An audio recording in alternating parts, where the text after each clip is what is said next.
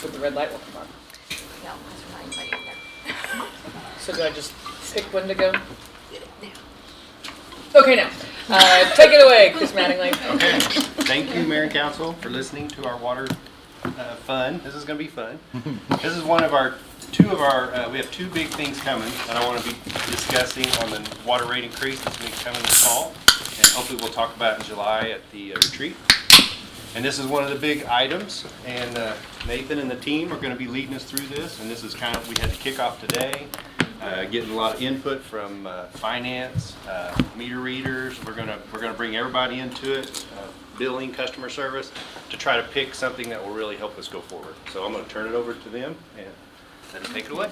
Okay, well, thank you, Chris. So just real quick, we hired eSource. We had a multi-departmental team that kind of went through the RFP process. We looked at various consultants and unanimously selected eSource. They were the best one for this.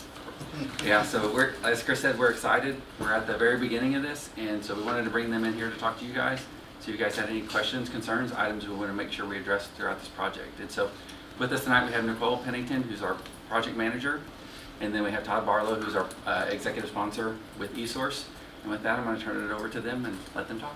All right. Great. Thank you. Thank you, guys. We're going to give you the 30,000-foot drive-by of advanced meter infrastructure, or AMI. Sometimes known as smart watering, and we've had a great day today with a lot of folks, and just want to tell you a little bit about the project, a little bit about who we are and kind of where we want to go, and then I'm going to hand it over to Nicole, and she'll give you some more specifics about the next 90 days and what we're tasked with doing for the city of Norman. Okay? So who is eSource? We are a Boulder, Colorado-based company with offices around the country. We're predominantly a research advisory. That was the roots of eSource. The group that Nicole and I are attached to is called the TPI, or Technology Planning Infrastructure Division. And we work with a great team of data scientists as well. Increasingly in this business, it's not just about water meters and or electric meters and measuring things, but it's about what do we do with the data for customers, and we sort of sit at that interface between the utility and customers. We've got about 600 utilities that we've worked with around the country, and again, we've been in operation since 1986. Here's a list of customers that we've served. Some of these names you may recognize. I know we've really covered, I'm based in Baton Rouge, Louisiana.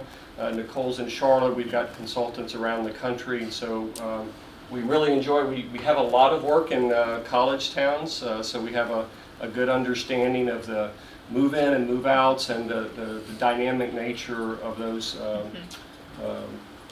environments. So anyway, we're very pleased to be selected. And the major steps of the project, Nicole, if you would advance. Sure. There are really several stages to a project, and this is really our model and the model that we've used to be successful on many projects right now. We've got Dallas and Tampa and Philadelphia and some really large cities, as well as medium-sized cities as well. So we use the same methodology. We are at the assessment stage. So part of that assessment work is doing feasibility to let you know some of the critical aspects of this. What will this project cost?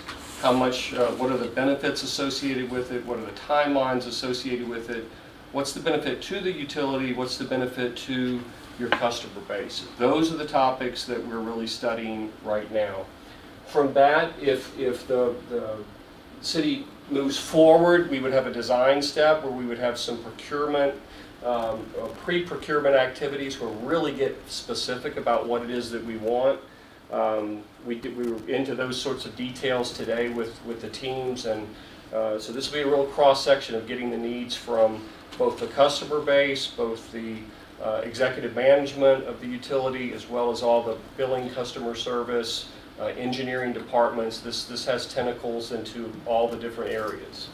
So from there, from this step over, Post-procurement, this project was probably somewhere around a 3-year project to do it correctly, so this is not an overnight thing. But for right now, we are squarely tasked with staying in this block, and this is what our focus is over the next 90 days. Okay? And then I believe the next slide, Nicole, I think Nicole Pennington, super talented, really pleased to be working with her on this project. She's got a great team behind her as well. Some of those folks were on the calls today, so we have a lot of subject matter experts that are helping us backstage.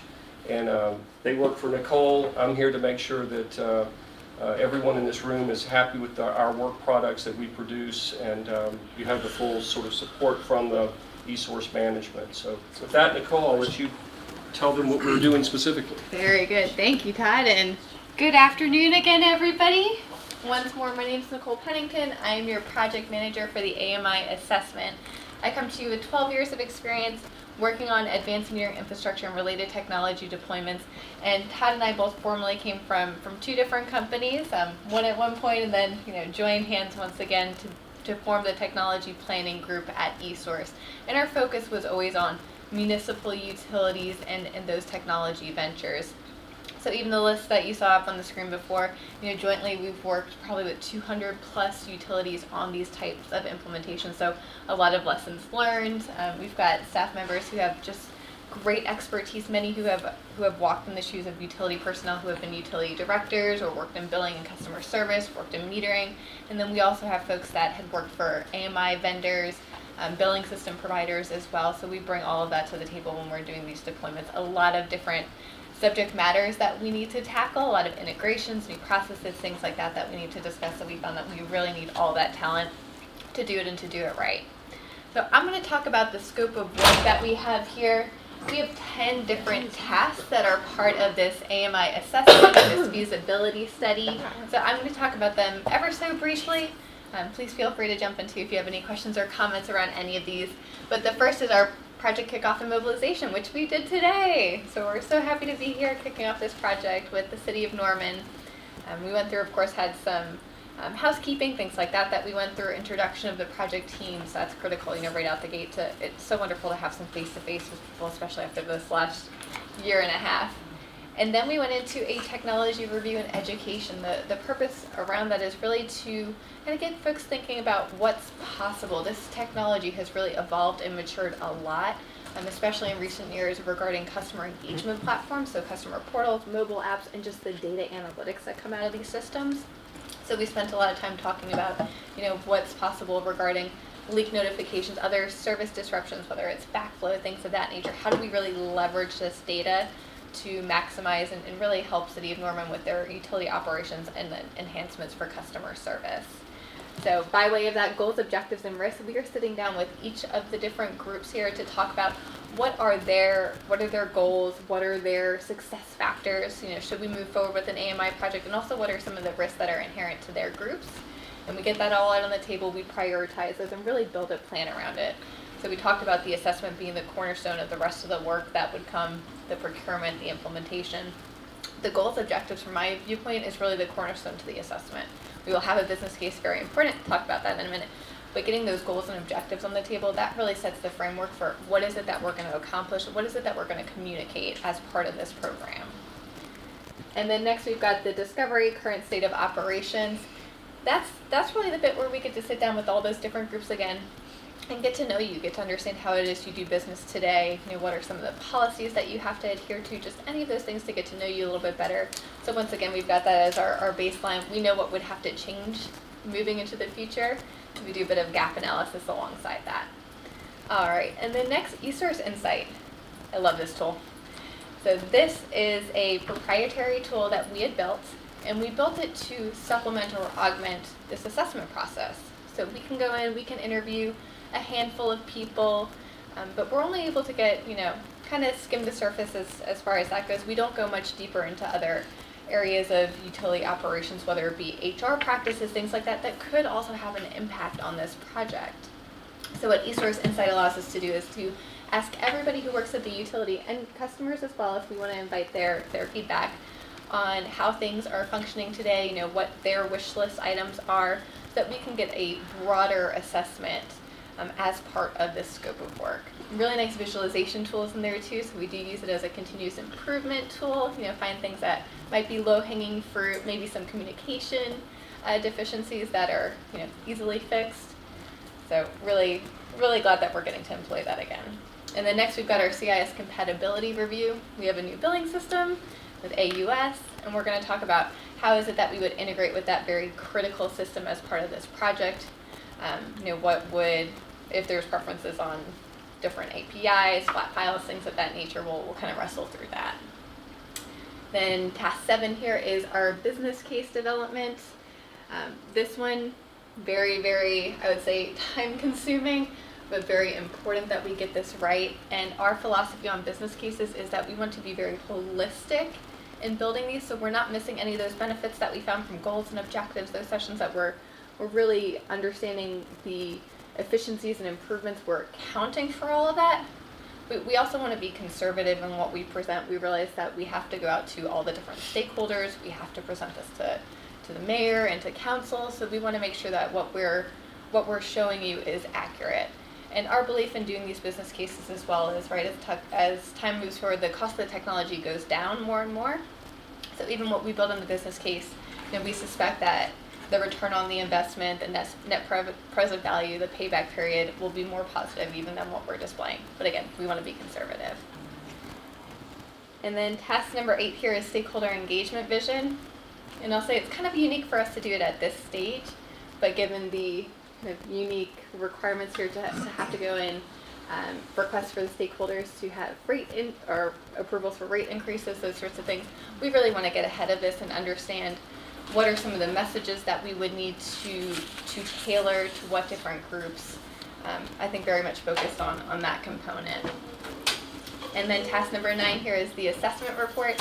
So all those different things that we just talked about, we would roll it up into a comprehensive report with our findings and our recommendations on next steps. Following alongside that with a presentation too. And then task number 10 here is project management and services throughout. So we use Microsoft SharePoint site as a collaboration tool, and of course routine meetings. My job is to keep things on schedule, on budget, with good quality, good communications to you all. So any questions on those tasks that we just went through? Pretty straightforward? Very good. All right. So next I wanted to describe some of the AMI system components.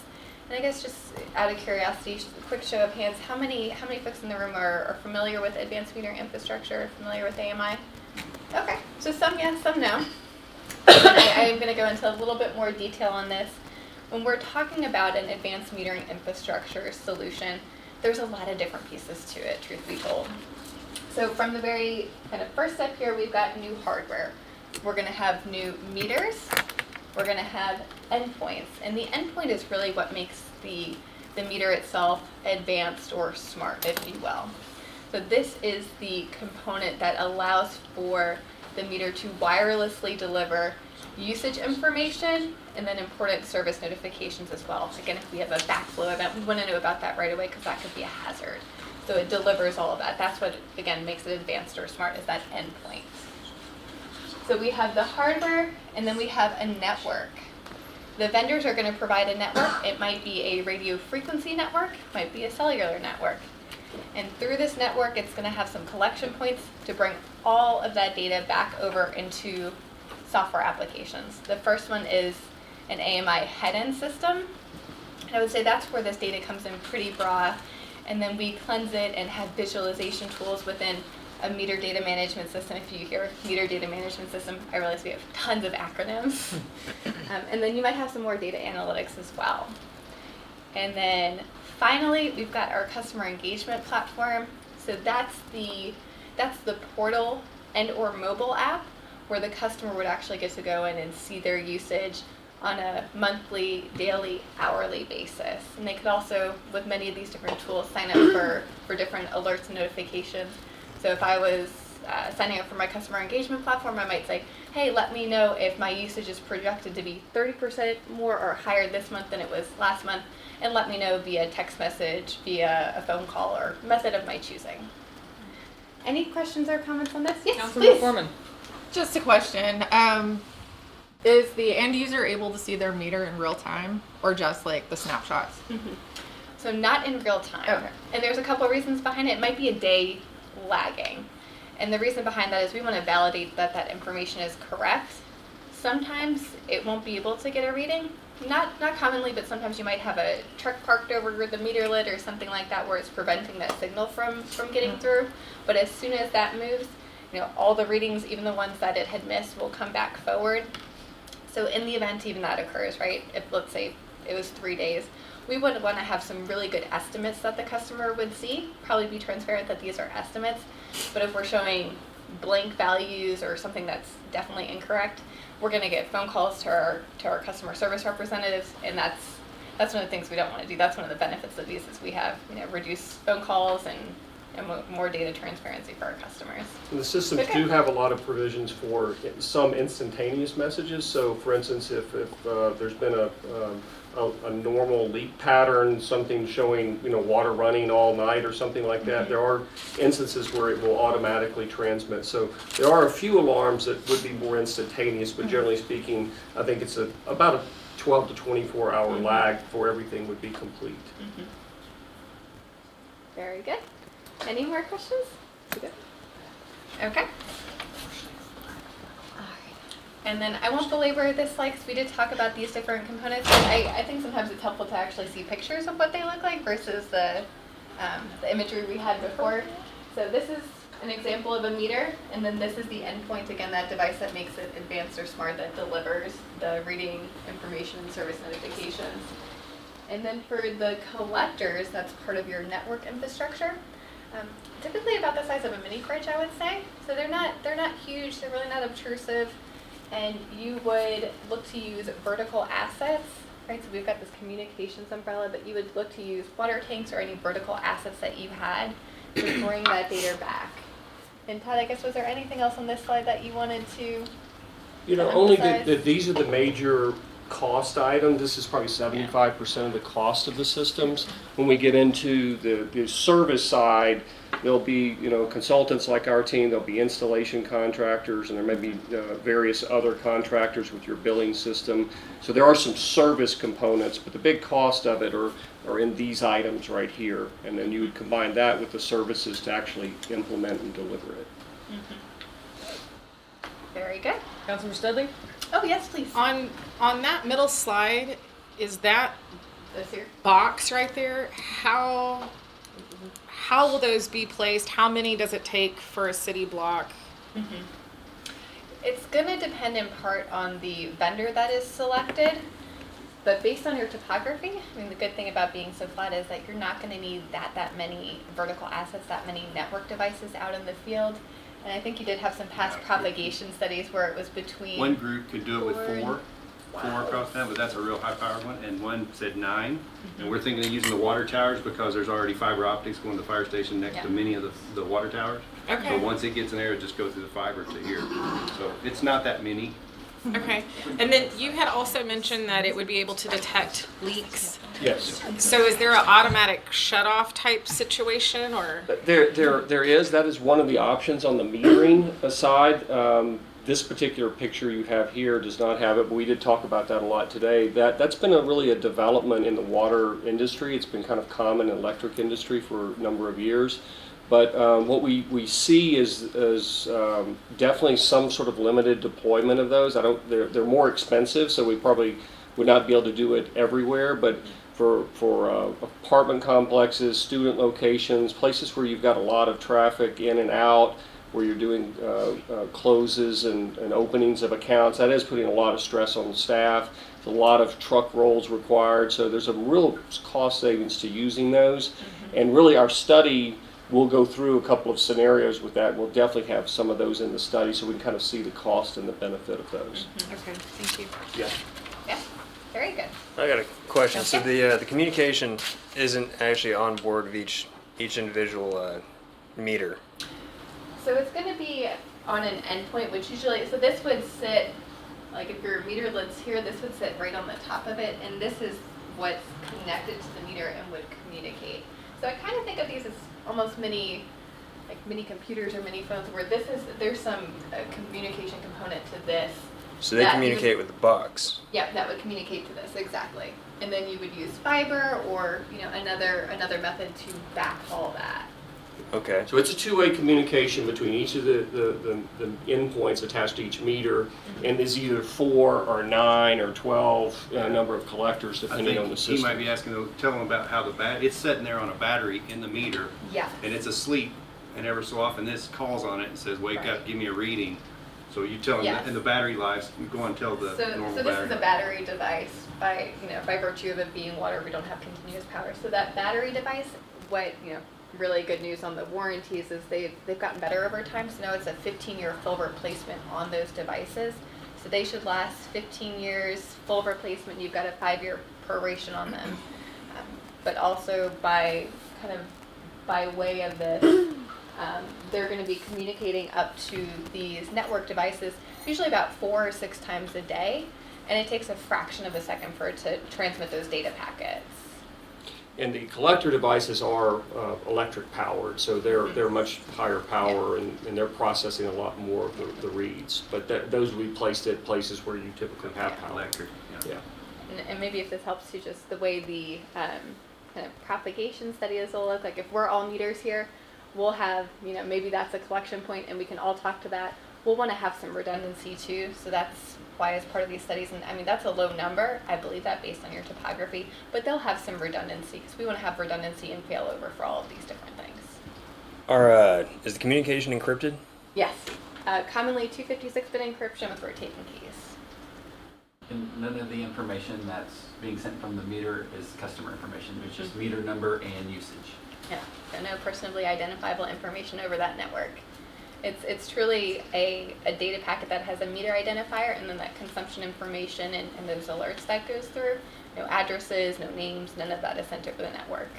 How long can these things be cut off from communication before an alert sent out so that prompt you guys to go and check on it?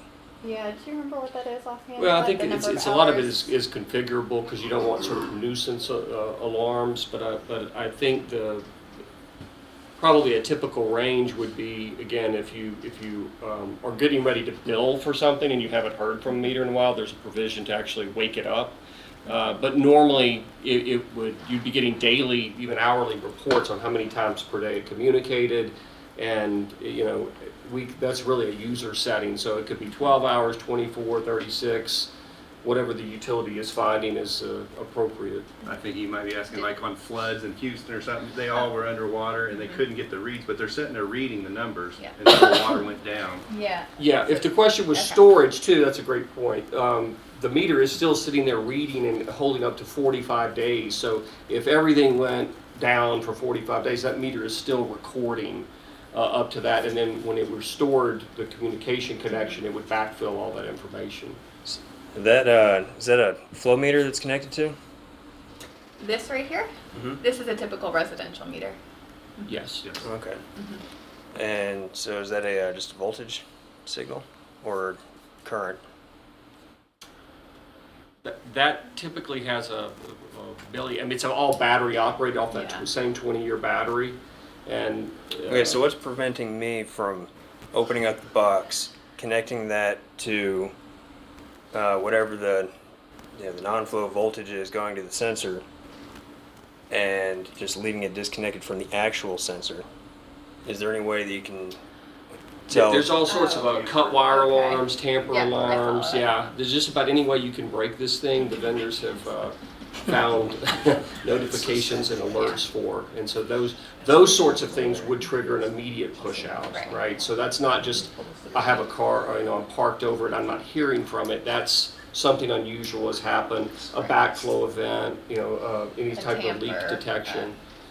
And I think the main thing for you guys to know is just that this process, there's a number of qualified vendors out there. We have a very, very rigorous, back to that step 2 procurement evaluation, a very, very rigorous process that we would go through in selecting lots of questions like this, and others would be asked and answered, and really all of that would get into a really rigorous contract to protect the city. Yeah, and then I'll say too on this with the batteries themselves, we will get voltage notifications right? They're designed for at least 15 years before they would need to be replaced, and then we're hoping for even more life out of them.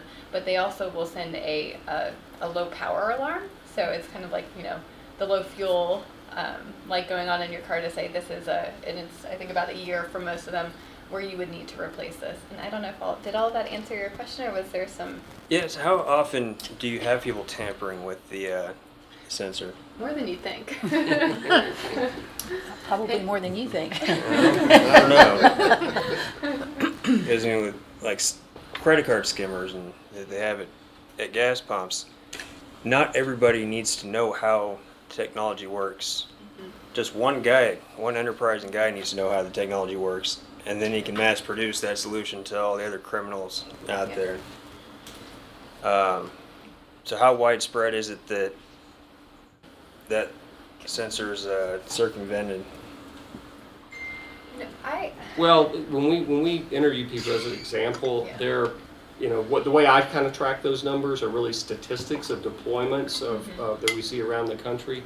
And I know we're over, 300 million, plus units out there, and very much security is a, when you interview these vendors, they are working very, very hard on the encryption and the protection. So I think the confidence factor, that and the fact there's no personal information by any of the citizens or the companies, it's there's just a lot that does go into it. And we can even send we have some white papers, we have some other materials that we could get you to around security and around that. But the big thing here is probably that would affect this group would be just intentional damage to the property. You have an expensive piece of equipment here, and you want to make sure that your tampers, when there are evidence of tampers, that you have enforcement to go to correct that.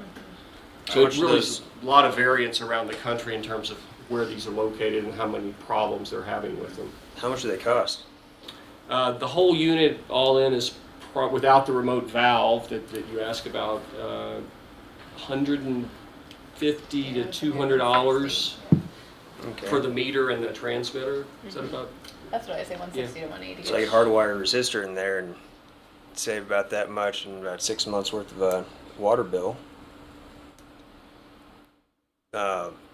Do you guys monitor for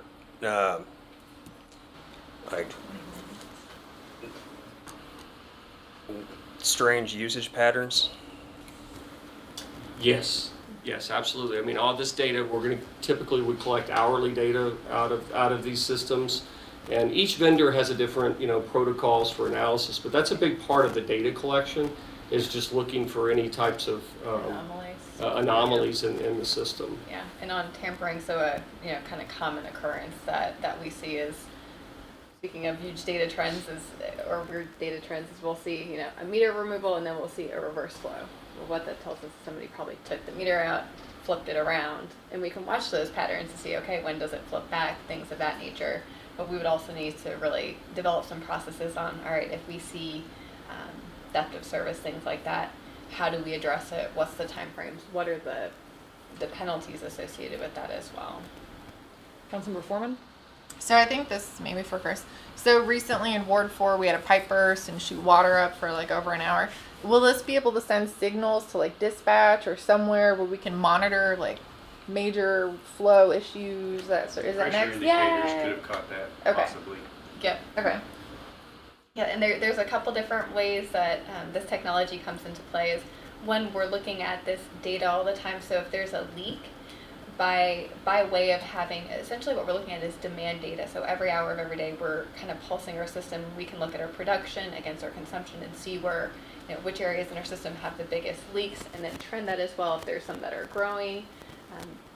When we do find those areas too, you might want to have some additional sensors put on, look at pressure in that, so we can detect if there's going to be a main break before it occurs. Is that information going to your company, or are we going to know first? All yours. All us? Yep. Okay. Yeah. So we're acting as an extension of your staff in many cases. We're here to partner and help as consultants, but all of the data, we're pretty adamant about this, is and should be yours. Now you'll use different vendors, it'll be their systems, but the data, should be yours. Yeah, we probably should have said that in the beginning. Yeah. We have 0 vendor affiliations, Yeah. and that's part of our. We're very much technology agnostic. We know them all. We we implement their systems and support, but we work for you guys, and we are here to protect you guys and make sure you get whatever you need. And this is one of the reasons why I think this is important. I'm bringing this forward first is for the rate increases, because this is going to be better steward of our water we have now before we go ask for more, because we do have some non-revenue water. I forgot what the number is at now, Nathan. 12, 13, how much? I think it's up more like 17, 17% of our water is not accounted for. So before you go get a bunch more water, let's make sure we're keeping Know what a we're good doing. eye on the water we have right now. 5 years later, then I'm going to ask for, we need to go get more water, because we already need it now. But And there were a number of stressors that came in the system, even just discussions today, from age of systems to all of that. So there's a tremendous amount of improvement that could be done across the board operationally and accuracy, and the report will bear that out, but there's a lot of potential here. It used to be said that when water meters get old, they always slow down, they never speed up. Yeah. Is that still true? Yes, sir. That it is is. still accurate. 17%. The older your meters are, the slower it's going to do. Yeah. A lot of misread. People, they just can't go out there and see the reads very well. It's just a lot of difficulties from a lot of different angles. Are we okay on time? Because we can. Yeah, I do. hurry. Elizabeth. A little bit hurry. Okay. Well, we are right at the end, and just to leave you on the meter reading evolution, things have come a long way in recent years. Again, a lot more focus on data analytics. By kind of jumping from the more manual reads to AMI, not even going to AMR in the middle. You've somewhat circumvented a lot of pain points and growing pains for the vendors. The technology has really matured and hardened, and even the continuously submersion of meters is now possible.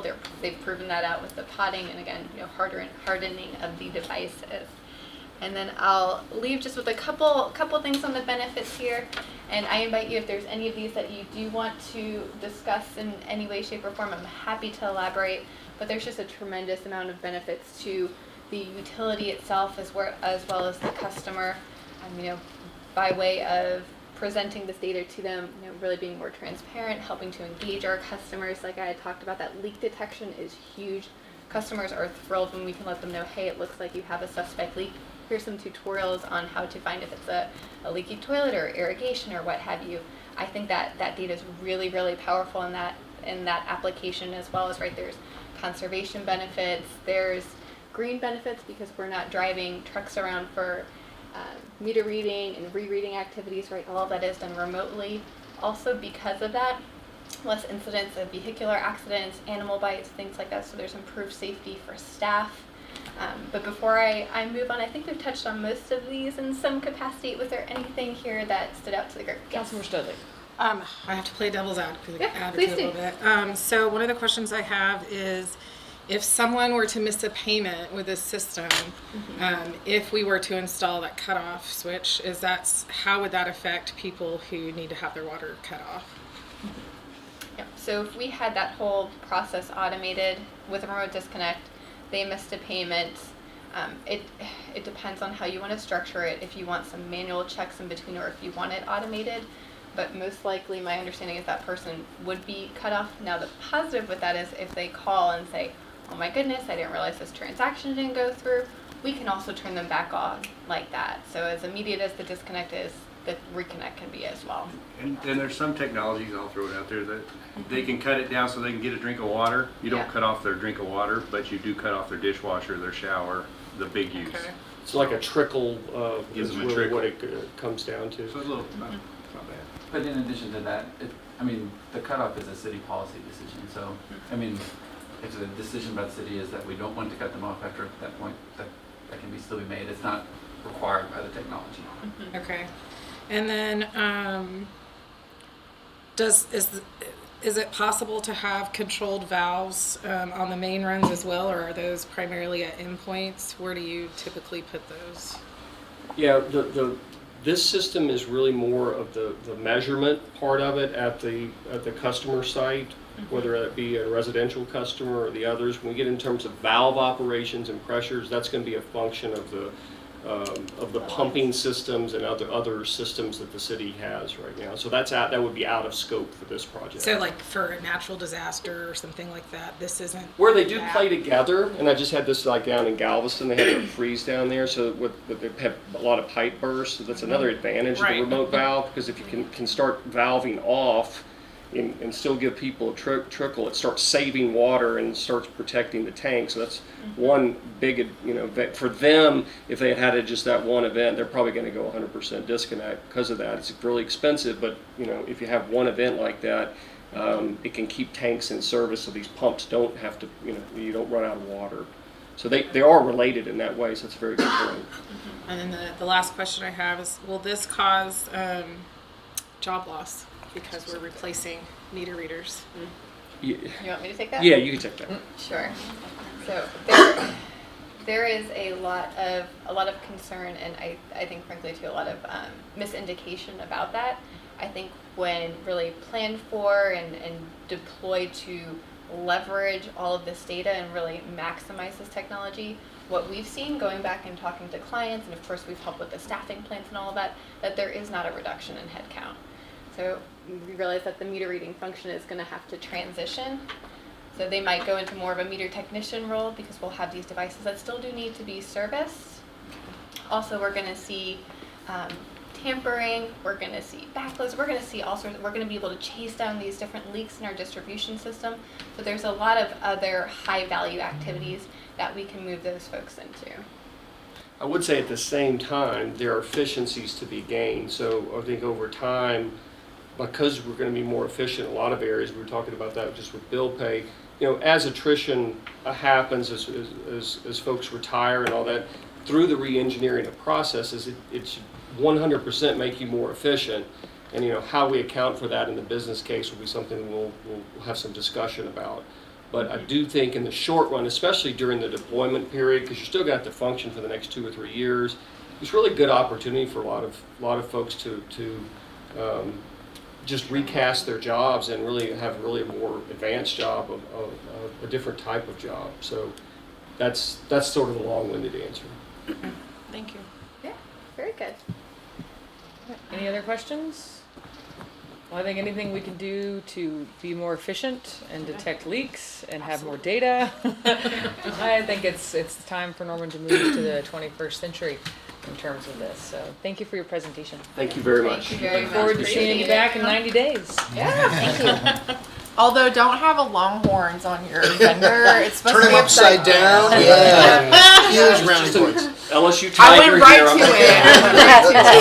It's not any better. I hope We have nothing to brag about after last year. You can turn that one upside down too. Absolutely. They'll be crimson cream by the time we're done with them. Gotta know your audience. Yeah, if you need Bring us back restaurant for an OU suggestions. football game.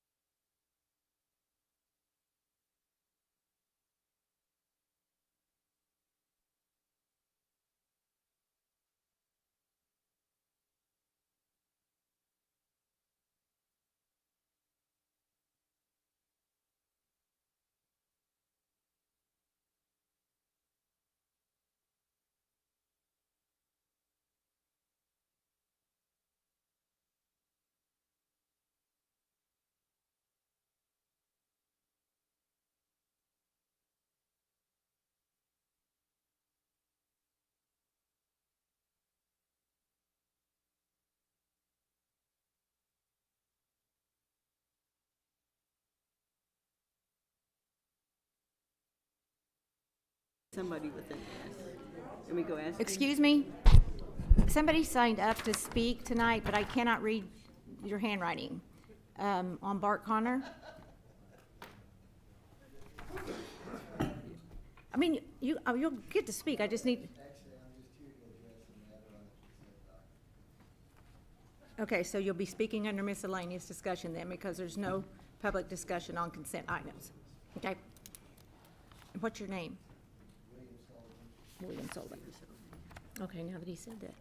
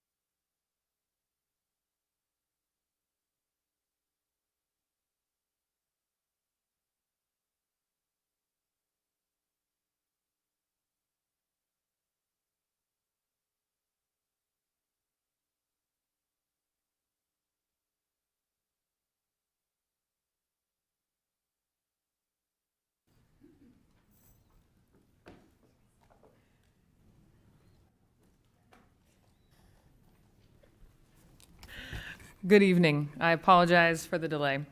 Welcome to the City Council, Norman Utilities Authority, Norman Municipal Authority, and Norman Tax Increment Finance Authority meeting of June 22nd, 2021. Madam Clerk, will you please call the roll? Councilmember Studley, Here. Councilmember Schuler, Here. Councilmember Patron, Here. Councilmember Hall, Here. Councilmember Nash, Here. Councilmember Foreman, Here. Councilmember Holman, Here. Councilmember Peacock, Here. Mayor Clark. Here. Please join me in the Pledge of Allegiance. I pledge allegiance to the flag of the United States of America and to the republic for which it stands, one nation, under God, indivisible, with liberty and justice for all.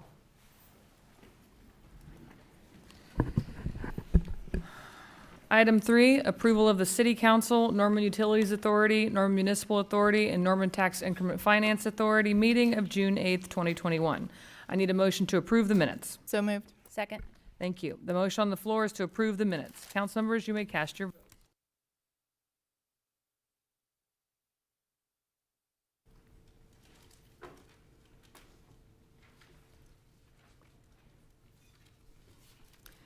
All votes have been cast and the motion to approve the minutes passes unanimously. Thank you. Item 4, we have presentation of awards from the Oklahoma Municipal League to City of Norman employees who have reached their 25 years of continuous service milestone. I'm going to read the names, then the city manager and I are going to go down to the podium and hand out certificates and pens to those in attendance. Jeanne Austin, meter service representative in the finance department. Mindy Ains, finance. Robert Beller, line maintenance. Kenneth Chandler, park maintenance. Bob Christian, development systems, planning. Robert Felker, streets, public works. Harold Green, fire inspector. David Grissom, communications supervisor, police department. Mark Lohman, fleet maintenance. Mitch Miles, parks and recreation. Curtis Miller, sanitation. Keith Nelson, fire training officer. Leon Ragland, fire captain. Stephen Roberts, fire department. Cynthia Robbins, municipal court. Cindy Runyon, city clerk. Tim Smith, police department, and Jerry Wilson, facilities maintenance.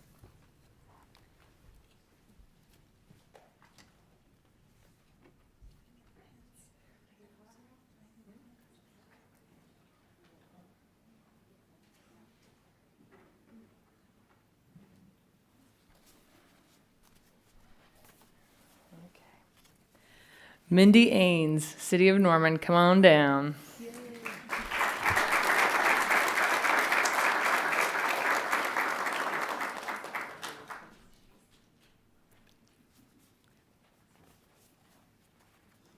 Robert Christian.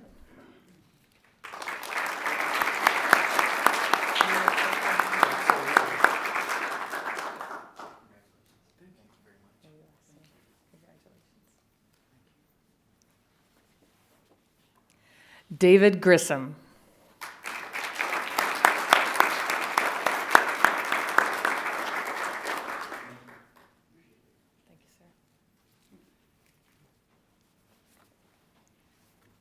Mitchell Miles.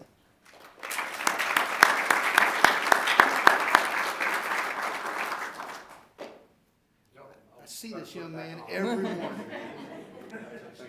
Thank you. Congratulations. Thank you. Appreciate it. Curtis Miller.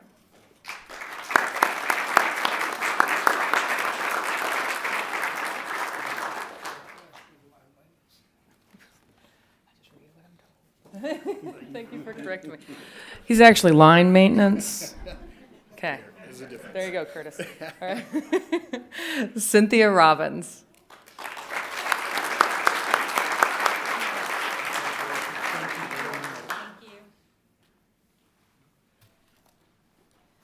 And Cindy Runyon.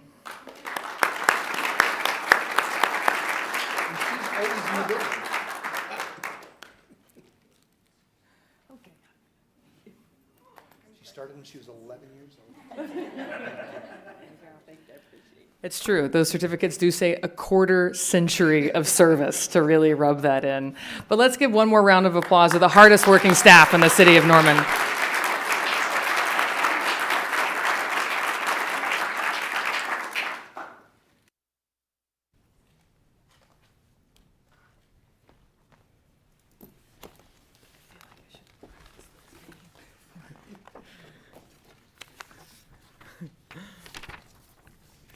Item 5, Proclamation 2021-30, proclaiming the month of July 2021 as Parks and Recreation Month in the City of Norman. I need a motion to acknowledge receipt of the proclamation. So moved. Second. Thank you. The motion on the floor is to acknowledge receipt of the proclamation. Council members, you may cast your votes.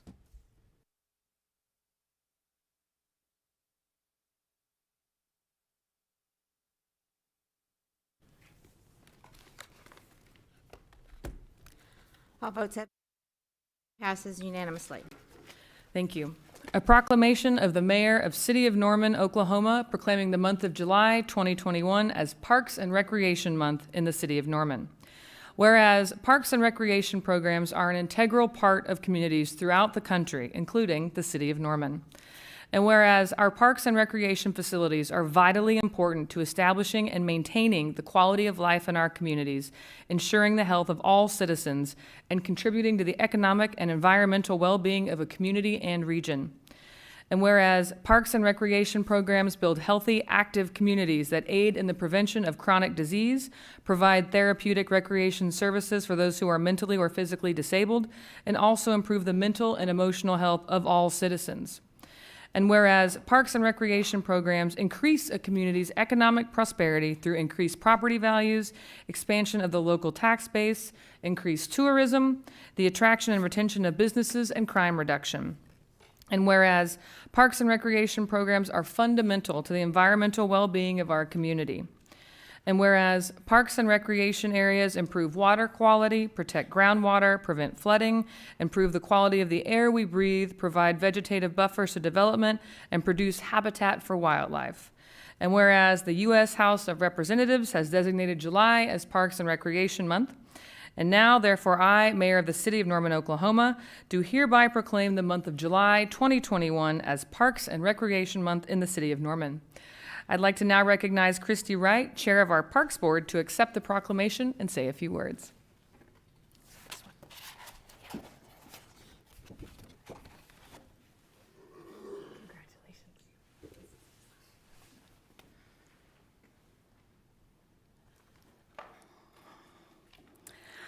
I am truly excited by this proclamation because Parks and Rec Month is not only bringing recognition to our park system, and I had to have Jason here tell me everything, so I made sure I covered everything. 65 parks, 5 rec centers, Westwood Golf Course, Tennis Center, Aquatic Center, and 4 specialty use cultural facilities. Parks and Recreation Month is also here to recognize the hardworking parks and recreation professionals who maintain our beautiful parks, bring us special events, provide affordable child care, give us fun recreational activities such as swimming, golf, tennis, multiple sports for our children, and so much more. That indeed improves upon the quality of life for us in Norman, just like you said, Mayor. Next month in July, Norman Parks and Rec will once again provide the annual park scavenger hunt through the app Goose Chase. I don't know if you've done this, but it's awesome. Parks and Rec puts out clues and activities so people will go out and explore the Norman Park system. Parks will work with locally owned restaurants for prizes for those who participate. The scavenger hunt will also give everyone a chance to go out and explore Norman Park's events, including Norman 4th Fest on July 4th at Reeves Park. This year, the event, Jason has informed me, is the largest fireworks show in the history of the event. That's going to be really exciting. It will also have live music from the 39th 5th Army Band and one of country music's upcoming artists, the Jason Young Band. Our park system in Norman is something to truly treasure, from Sutton Wilderness to the new Ruby Grant and everything in between. I keep saying there's those hidden gems out there that you need to explore because there are lots of them out there. I am proud to say Norman Parks and Rec has something for everyone to enjoy. Thank you.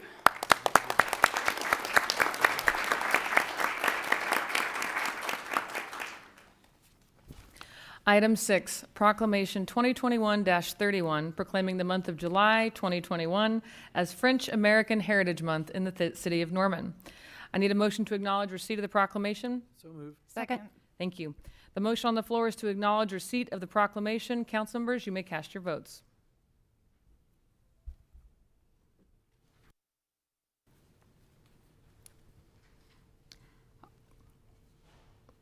All votes have been cast and the motion passes unanimously. Thank you.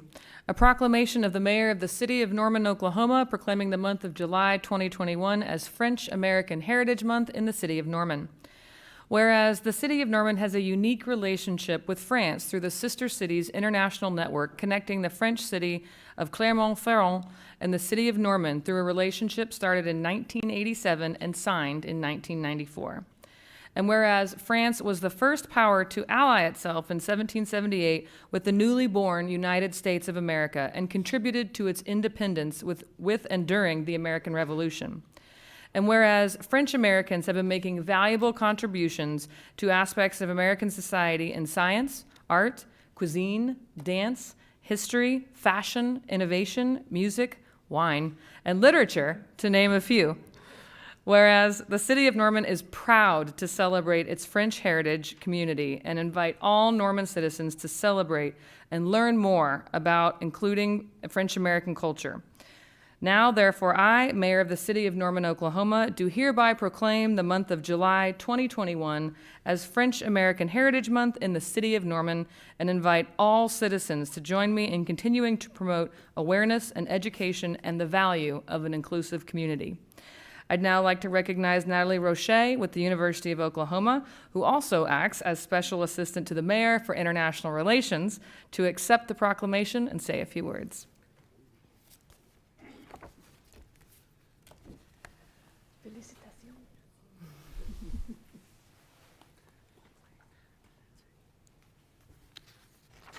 I'm delighted to be here tonight to accept this proclamation in honor of French History Month and in honor of our special relations with our sister city of Clermont-Ferrand in France.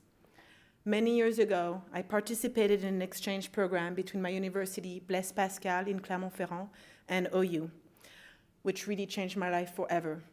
I met my husband in physics classes. Many years later, many adventures later, we now live in Norman and we have 2 wonderful children. I would like to give a special thank you to Mayor Clark, who has been a champion at fostering international relations and developing those connections.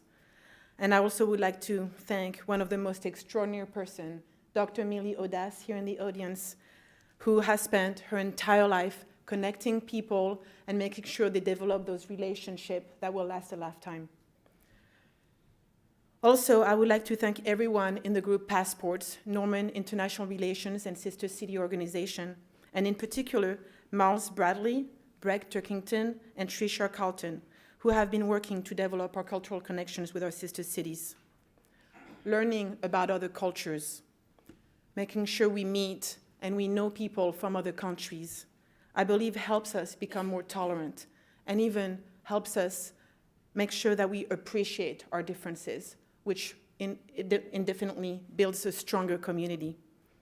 Norman is truly a unique and wonderful place to live, and I would like to thank everyone who is working hard to make it a better community. Thank you. Thank you.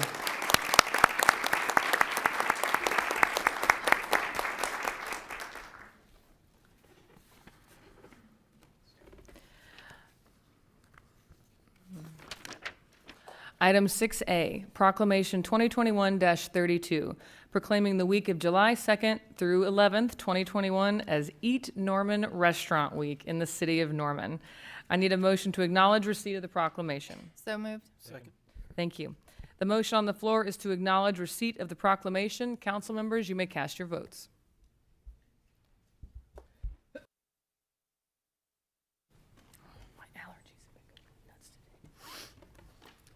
All votes have been cast and the motion passes unanimously. Thank you. A proclamation of the mayor of the city of Norman, Oklahoma, proclaiming the week of July 2nd through July 11th, 2021 as hashtag Eat Norman Restaurant Week in the city of Norman. Whereas for the second year in a row, Visit Norman is collaborating with the Norman Chamber, City of Norman staff, restaurant owners, and many other local stakeholders to create hashtag Eat Norman Restaurant Week. And whereas the inaugural event in 2020 intended to support Norman restaurants by safely celebrating Norman's culinary scene that was otherwise devastatingly impacted by COVID-19. And whereas, once again this year, Norman residents and visitors will be encouraged to dine in and order out from participating restaurants, specialty shops, bars, and breweries that will feature price-fixed menu options, including chef specials, local favorites, creative cocktails, and other offerings. And whereas, in addition to further enticing businesses and increasing sales in 2021, the event will also include a charity component, of which Pantry Partners is this year's beneficiary. And whereas hashtag Eat Norman Restaurant Week 2021 is an extra special opportunity to sample something new, feast on an old favorite, and ultimately sustain and support Norman's hospitality industry. Now, therefore, I, Mayor of the City of Norman, do hereby proclaim the week of July 2nd through July 11th, 2021 as hashtag Eat Norman Restaurant Week in the City of Norman, and encourage all citizens and residents in Norman and outside of Norman to support our many wonderful local restaurants and breweries. I'd now like to recognize Taylor Malden from Visit Norman to accept the proclamation and say a few words. You're excited for Restaurant Week, aren't you? All right. She'll be there. Congratulations. The second annual hashtag Eat Norman Restaurant Week, taking place July 2nd through 11th, is an opportunity to celebrate Norman's amazing culinary scene. So I encourage you to stop by and try out a variety of price-fixed menu options at one of the 20 participating restaurants found throughout Norman. This year, we've also incorporated the charitable component. So by choosing to dine in or carry out, you're not only supporting our restaurants, but also a Norman-based nonprofit, Pantry Partners. For more information, including all of the programming involved throughout the week, it's not just limited to food, check out eatnormanrestaurantweek.com for more info. Thank you guys so much. Thank you.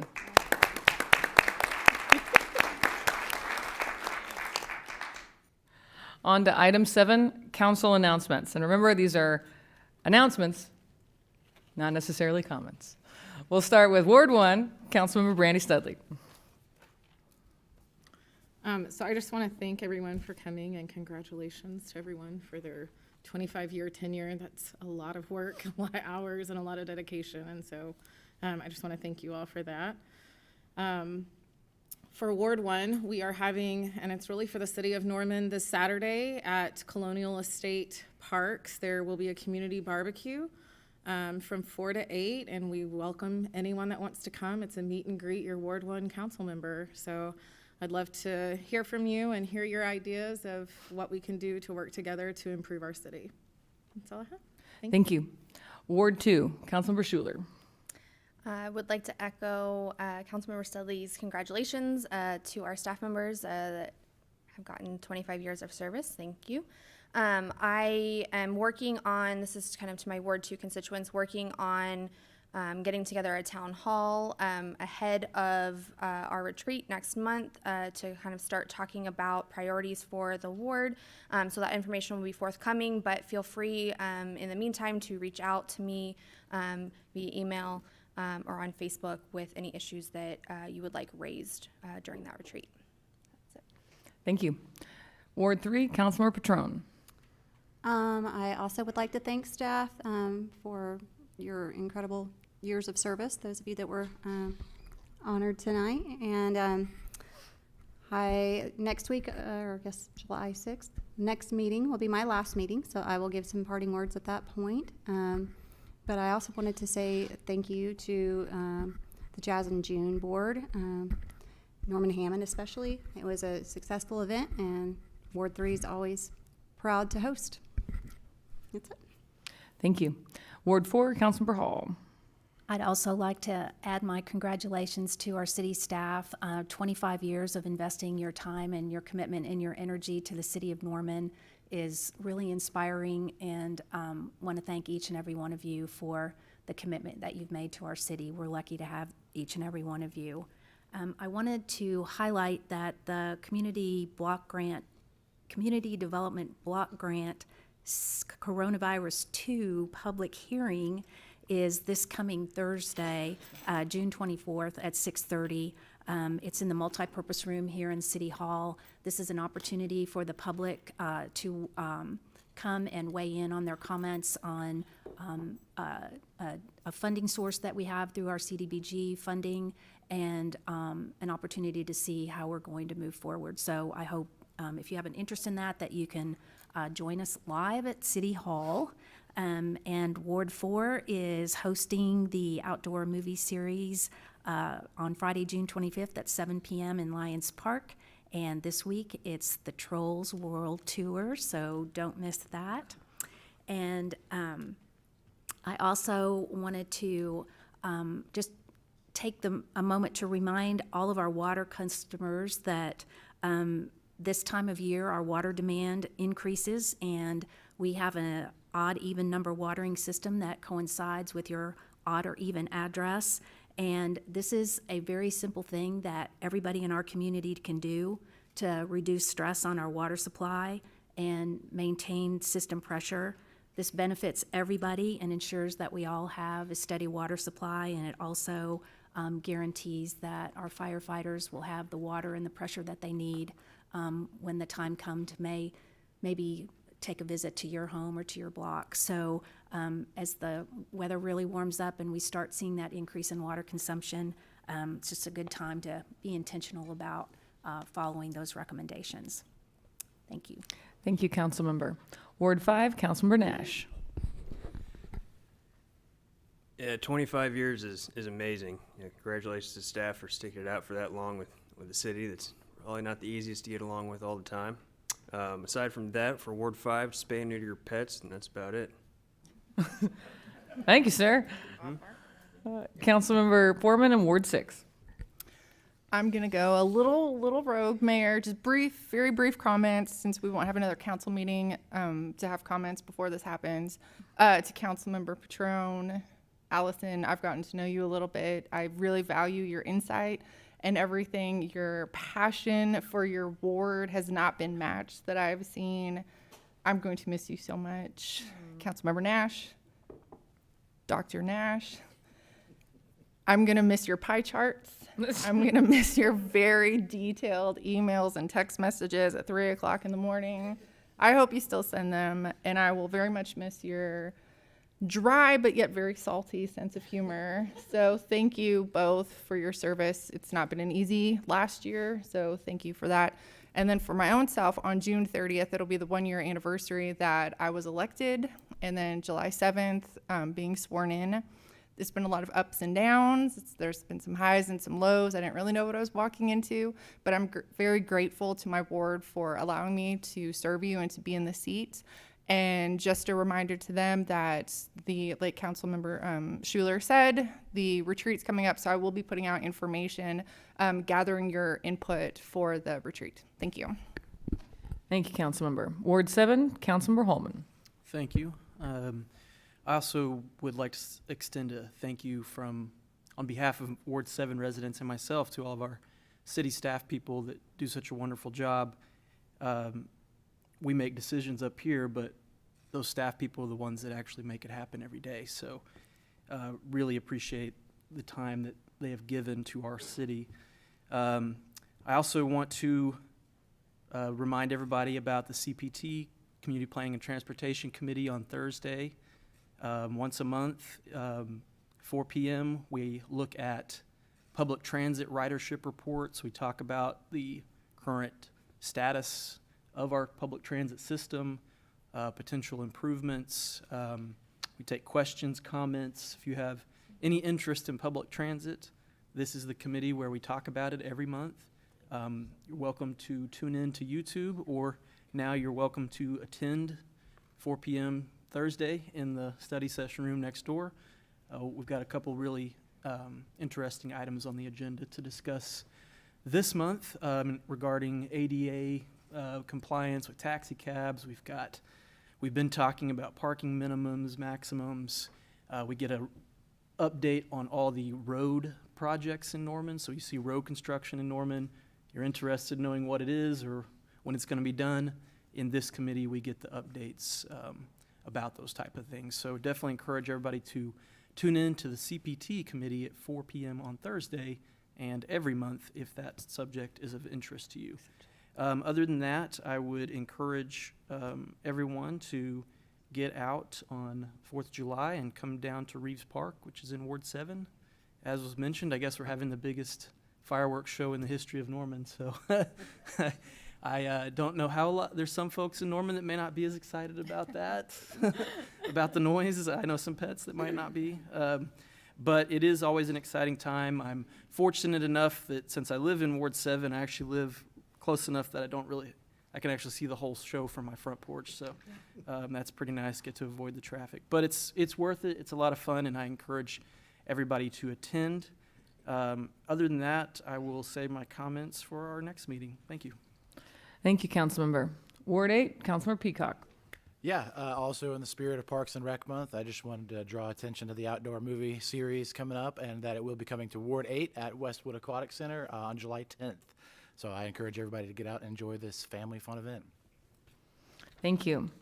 Few announcements from me. Again, congratulations to the hardest working staff in the state of Oklahoma. Half a century is quite an accomplishment. Did I say half? Time flies when you're That's right. I've just set my expectations. There you go. I was jumping ahead because it's actually 75th. We also recently had another anniversary with Norman Regional Health System, which I don't know if that got acknowledged the way that it should have been. 75 years here in Norman, so racking up the anniversaries. Just a reminder that June is Pride Month. There are lots of activities going on, if not here in Norman, but plenty in Oklahoma City, and we'll just extend that later in October, I believe, here in our community.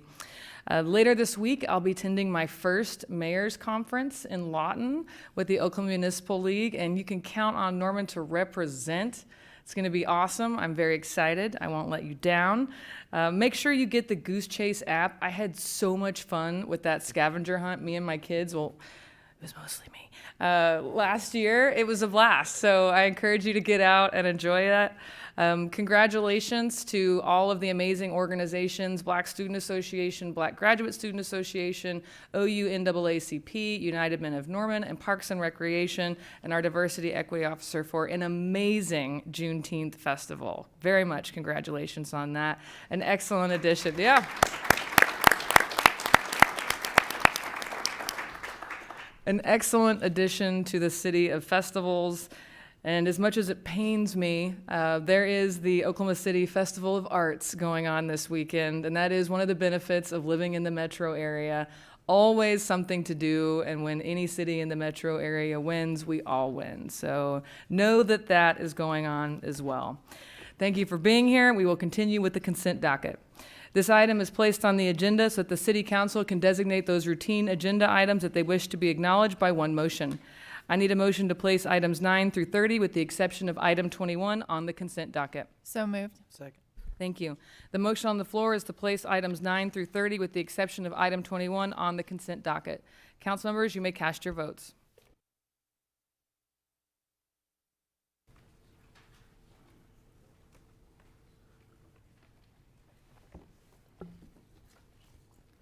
All votes have been cast and the motion passes unanimously. Thank you. Item 9, Ordinance 2021-44 upon first reading. Chaz Investments LLC requests rezoning from A1 General Agricultural District and A2 Rural Agricultural District to R1 Single-Family Dwelling District for approximately 41.46 acres of property generally located half-mile south of Cedar Lane Road on the east side of Jenkins Avenue and extending southeast to 12th Avenue Southeast. Item 10, Ordinance 2021-45 upon first reading, amending Chapter 7-103 of the City Code to add the definition of conversion therapy and adding Section 7-111 prohibiting the practice of conversion therapy with a minor. Item 11, proposed appointments of Drew Nichols as presiding judge, Blaine Nice as associate judge, and David Porch as acting judge of the Municipal Criminal Court, each for a term beginning July 1st, 2021 and ending June 30th, 2022. Item 12, submission of the Finance Director's Investment Report as of May 31st, 2021. Item 13, Norman Certificate of Survey, COS 2021-12 for Gordon's Acres with a variance of the minimum tract width requirement from 330 feet to 329.91 feet for tracks 1 and 2 as measured at the front building setback located at the northwest corner of East Lindsay Street and 120th Avenue Southeast.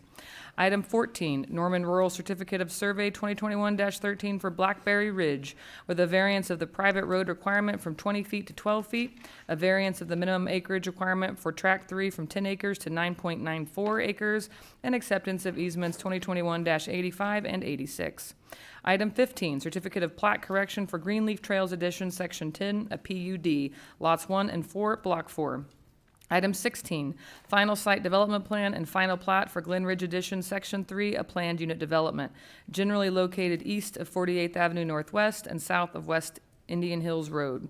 Item 17, Final Site Development Plan and Final Plat for University North Park Edition, Section 18, generally located on the southeast corner of 24th Avenue Northwest and Conference Drive.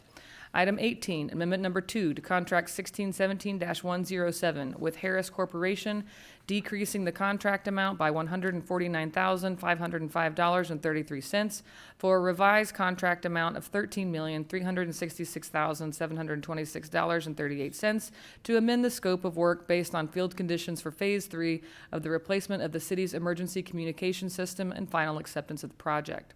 Item 19, Amendment Number 1 to Contract 1718-110 with Science Consulting, increasing the contract amount by $45,770 for a revised contract amount of $368,810 to provide additional consulting services for the implementation, testing, and future software upgrades and replacement for the Parks and Recreation Department. Item 20, Contract 2021-128, an interlocal agreement with the Central Oklahoma Transportation and Parking Authority doing business as Embark to provide transit services for the City of Norman from July 1st, 2021 through June 30th, 2022, in an amount not to exceed $3,351,968. Item 21 has been removed from consent. Item 22, Contract 2021-130 with Cowan Group Engineering LLC in the amount of $93,800 to provide engineering services for the James Garner Water Line Replacement Project from Main Street to Duffy Street.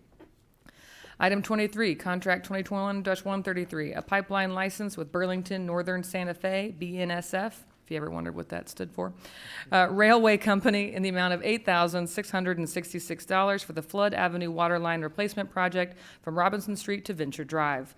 Item 24, Resolution 2021-107, establishing procedures allowing building permit fees charged pursuant to Section 5-1051D of the City Code to be adjusted and satisfied as an incentive for residential homes achieving certain Home Energy Rating System, or HERS, Energy Rating Index, ERI, scores, and completion of the pilot program established in Resolution 1718-117 through June 30th, 22. Item 25, Resolution 2021-118, establishing a 2-year pilot program allowing building permit fees charged pursuant to Section 5-105 of the City Code to be adjusted and satisfied as an incentive for eligible dwellings achieving certain visitability standards set forth in International Code Council Section A117.1-2009. Item 26, Resolution 2021-130, adopting the Go Norman Transit Plan, amending the 2014 Comprehensive Transportation Plan, amending the 2014 Comprehensive, and establishing a framework for public transportation decisions and improvements that are planned, designed, and maintained to enhance public transportation service while promoting safe and efficient operations. Item 27, Resolution 2021-131, a resolution of support for application and associated citizen participation plan for the Norman Community Development Block Grant CDBG program to apply for the CDBG CV2 Coronavirus Aid Relief and Economic Security CARES Act to be submitted to the Oklahoma Department of Commerce. Item 28, Resolution 2021-133, appropriating $250,000 from the sanitation fund balance to pay increased costs of taking storm-related refuse to the landfill. Item 29, Resolution 2021-134, appropriating $3,725,000 from the general fund balance to pay remaining balances for contractual storm debris removal and monitoring services as a result of the severe ice storm of October 2020. And item 30, Resolution 2021-135, appropriating $150,000 from the general fund balance to pay pending outside legal fees accrued through FYE 2021. I need a motion to approve or reject the consent docket. So moved. Second. Thank you. Are there any comments from council regarding any item on the consent docket?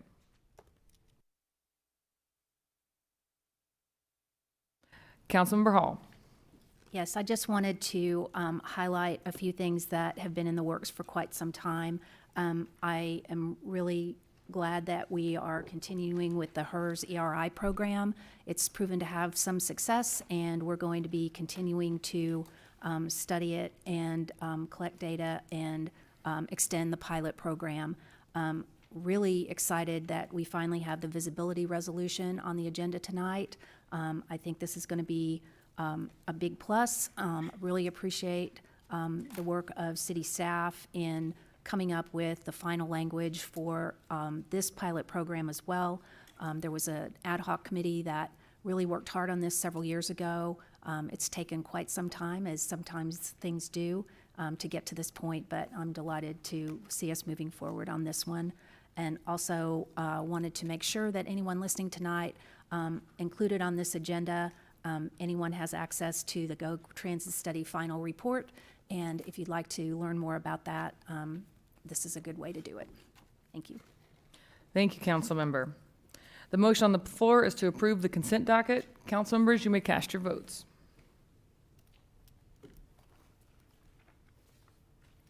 All votes have, whoops, I'm sorry.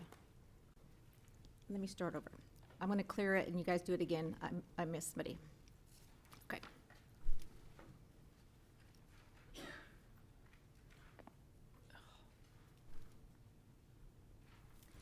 All votes have been cast, and the motion to approve the consent docket passes unanimously. Thank you. On to our items off of consent. Item 21, Contract 2021-129 with Carollo Engineers Incorporated in the amount of $95,090 to provide professional engineering services for the groundwater blending and treatment site evaluation. I need a motion to approve or reject the contract. Motion to approve. Second. Thank you. I'd like to recognize Councilmember Studley, who has some questions. Is there any kind of presentation before I ask any questions? No? Okay. So I am curious if this particular project is going to add additional water or if it's going to replace the water that we're currently purchasing for Oklahoma City. Okay, I'm Chris Mattingly, Utilities Director, and the answer is no. What this does is DEQ is asking us to start disinfecting the groundwater from the well field. So all this does is puts in a disinfection system to begin that. Currently, we do not disinfect that water. They're asking us and Edmond also to establish disinfection systems for the existing well water. So this contract is to ask Carollo to kind of look at what land, where could we do that, the nuts and bolts of how to do that. Right, since your wells are spread out all over your area, what we need to find is a fairly central location that would help us to get the well water over to one location where treatment or blending disinfection could be done. So what's the benefit then of doing this? Is this going to add to our water supply? No, it keeps the water you have. If we don't do it, DEQ might make us turn it off. If they pass that rule saying it has to be disinfected, then we'll turn off 30% of our water supply. Wow.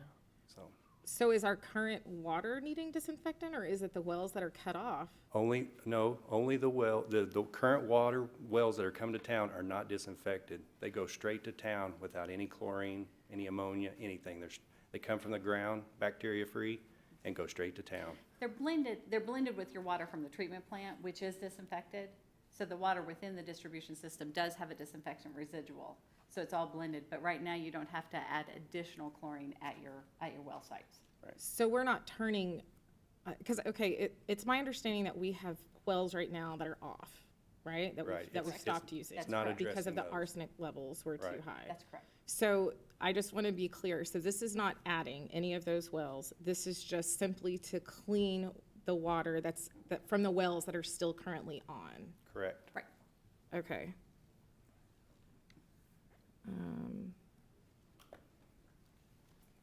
Okay. Fair enough. Thank you, Councilmember. Are there any additional questions from council regarding this item? Councilmember Hall? Nope, sorry, we didn't clear that. Seeing none, this is an opportunity for members of the public to make comments regarding this item. Are there any public comments?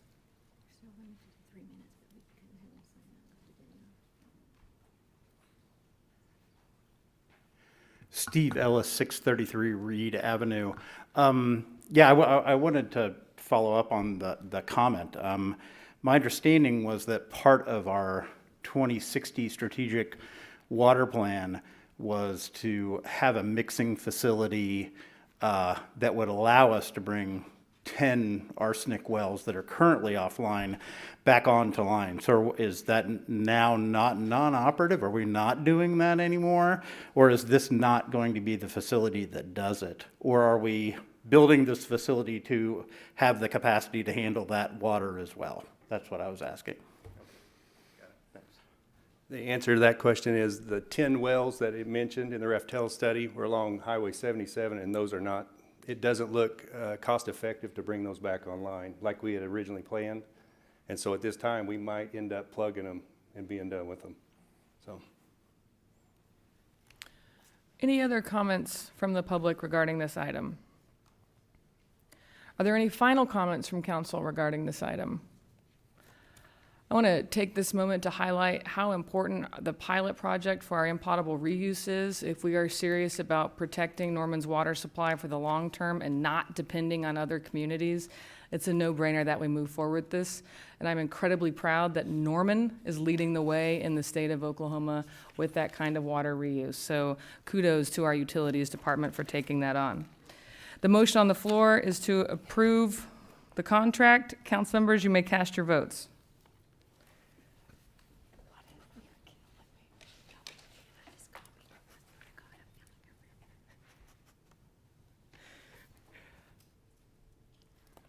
All votes have been cast and the contract is approved unanimously.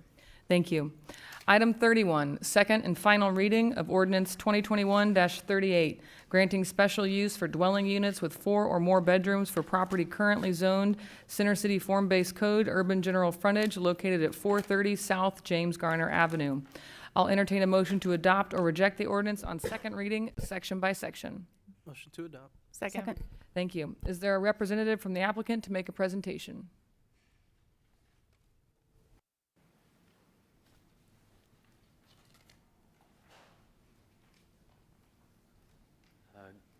Good evening, Council. My name is Peter Petromelli at 430 South James Gardner Avenue. I guess I'm here this evening because what I'm requesting is the addition of 1 bedroom per unit for a 6-unit townhouse, small townhouse apartment style project in the city center area, colored orange urban general.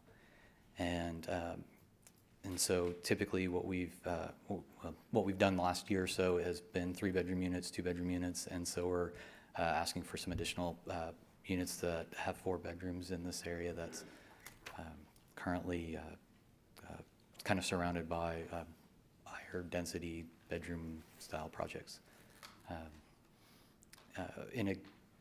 Basically with what's happened in that area and what we're required to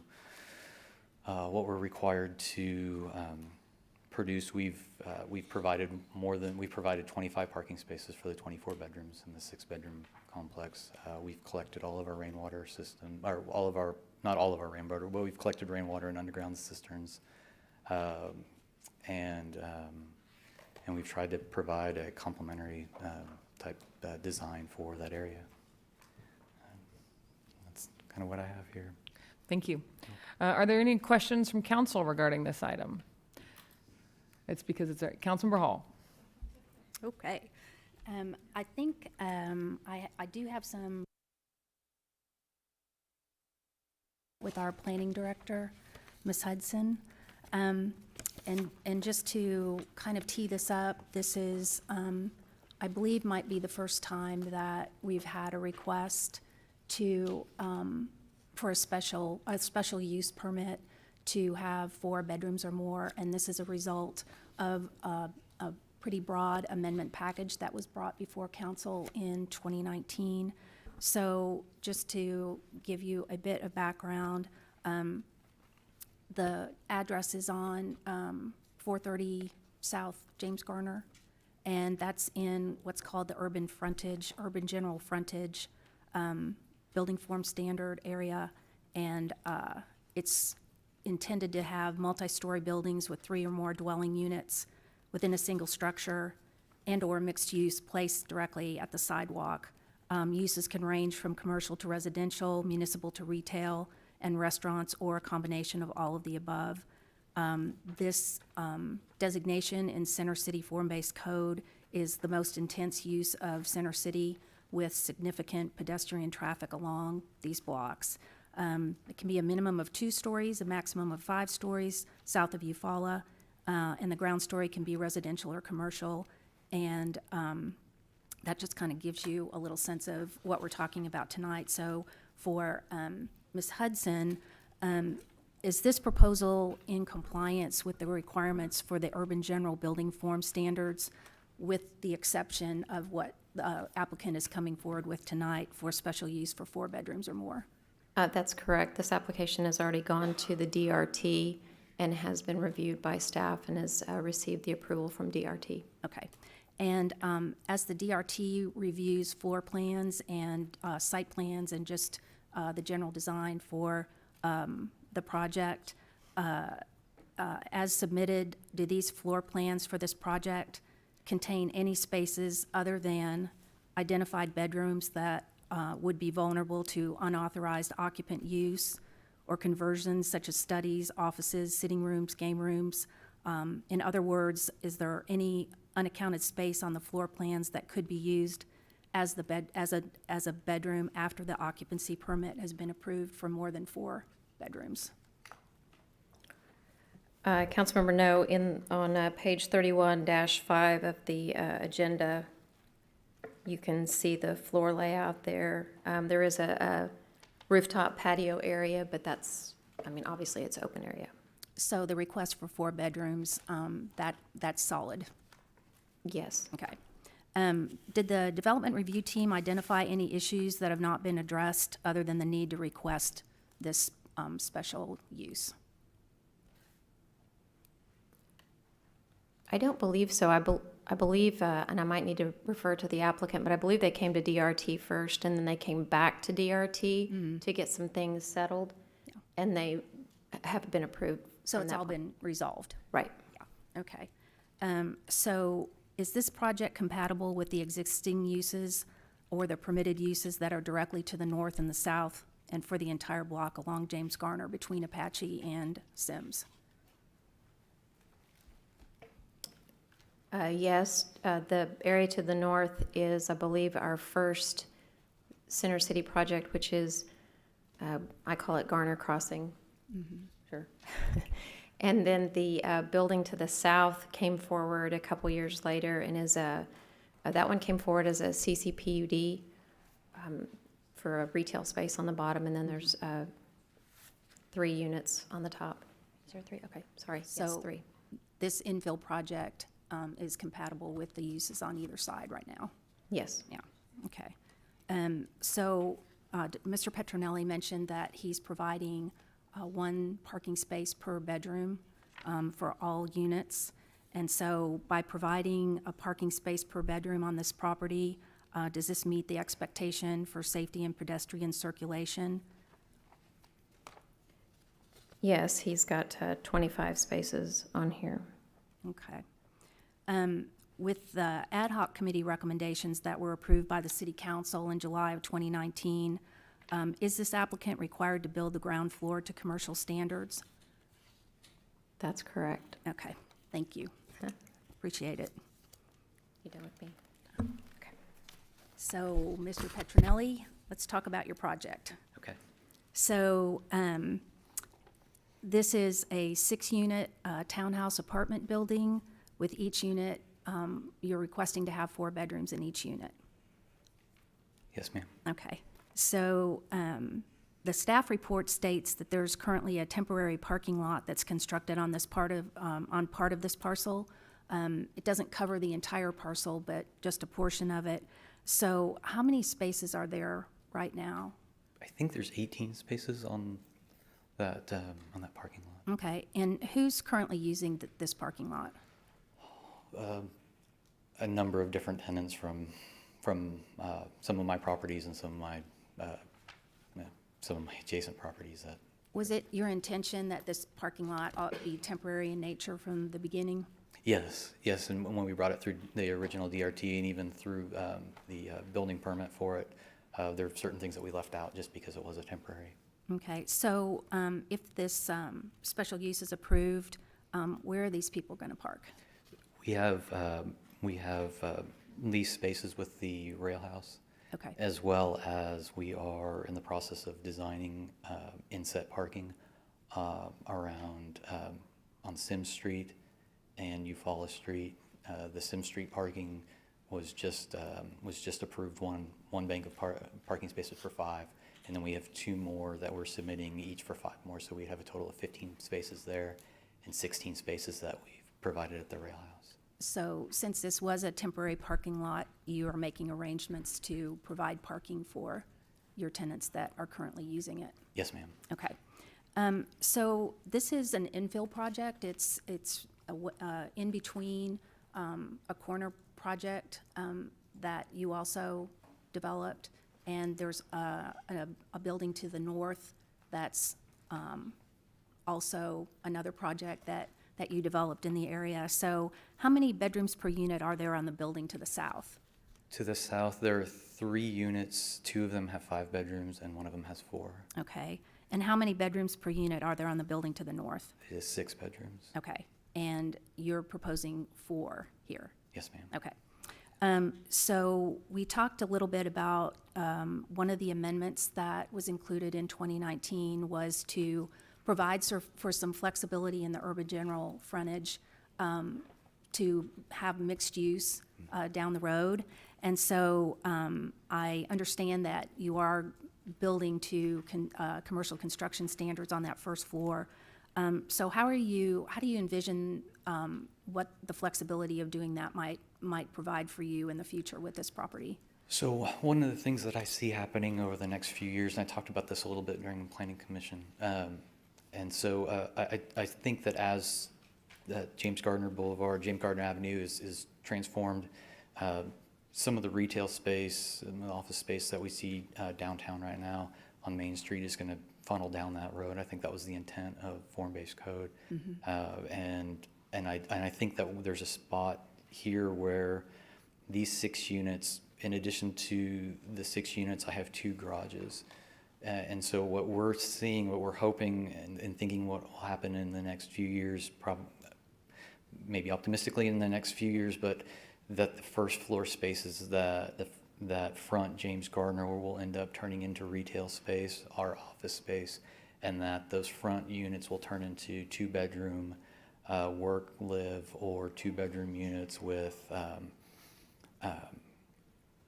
some sort of retail on the first floor.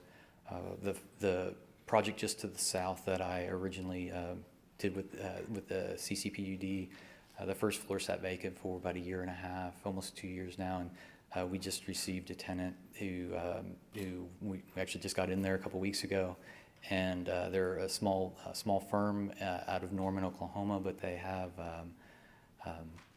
offices in LA and Sydney, and they're looking to open one in New York City. And so it's just there's a small strategic business planning firm, and it's just really cool to be part of their growth and see that. And then because they took half of it, I told them that I would take the other half, and so that we're operating the property management development company that run all of our properties out of that other side. And so, so it is it's kind of my neighborhood here.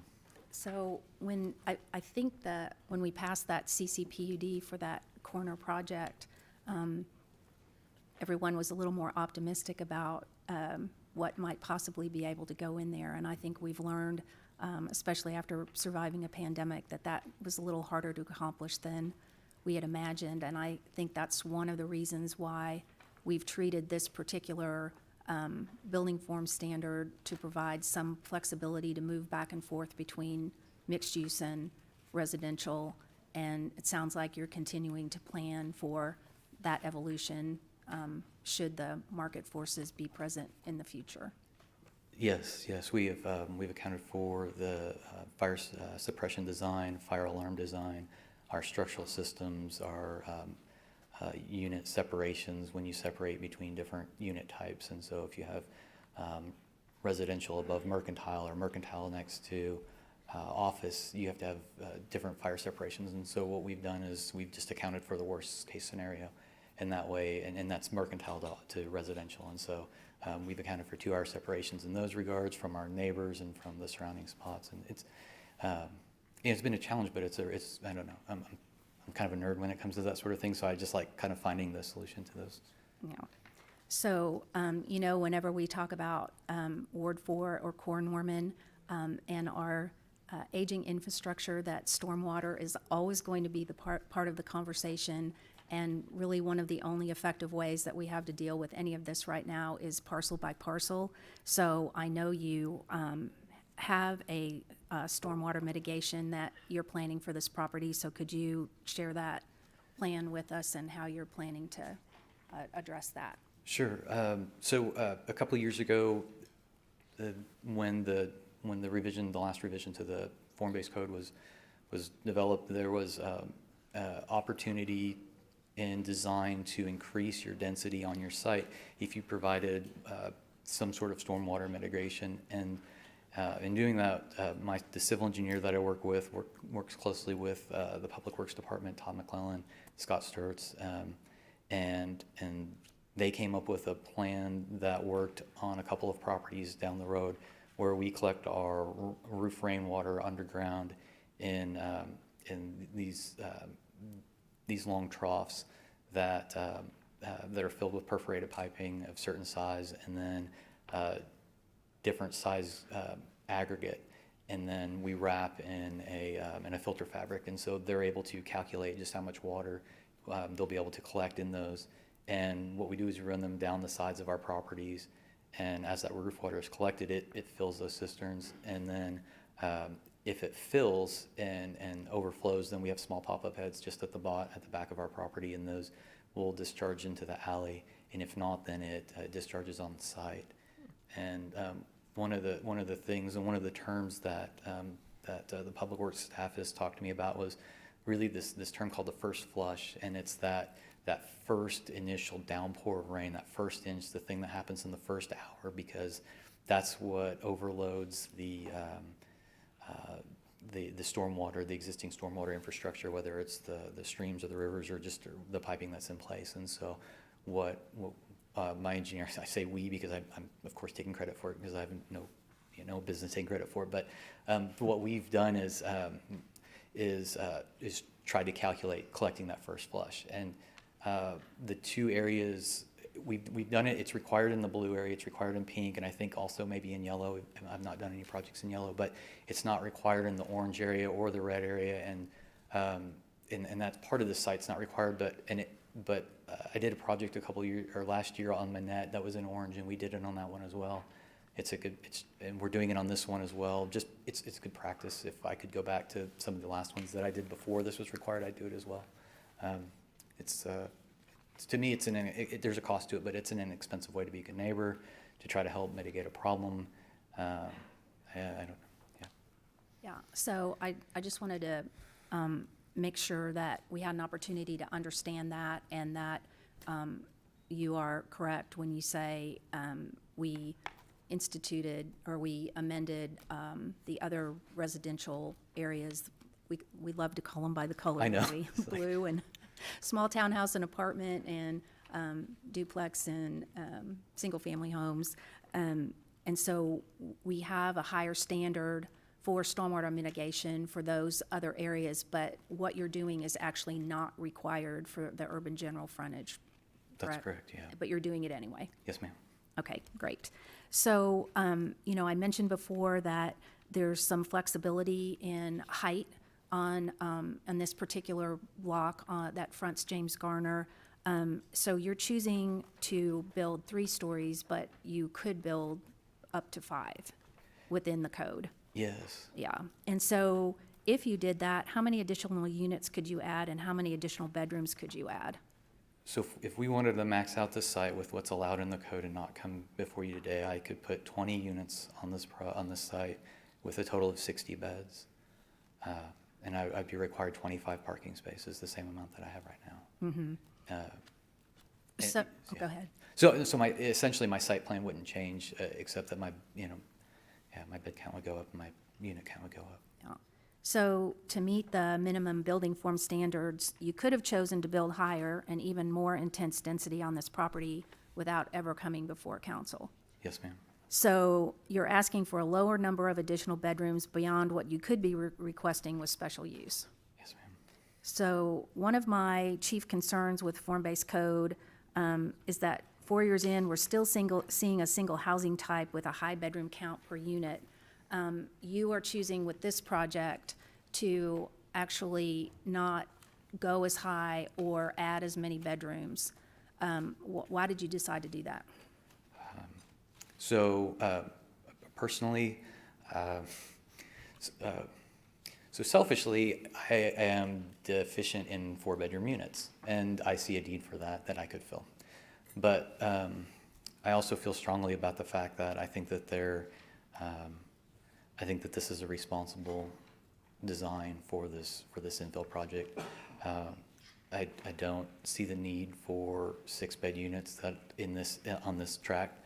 I also don't see that I would change my demographic if I put 3-bed units on there. I see that, like last year, we talked a little bit about this, and I've spoken to a few people on planning commission as well.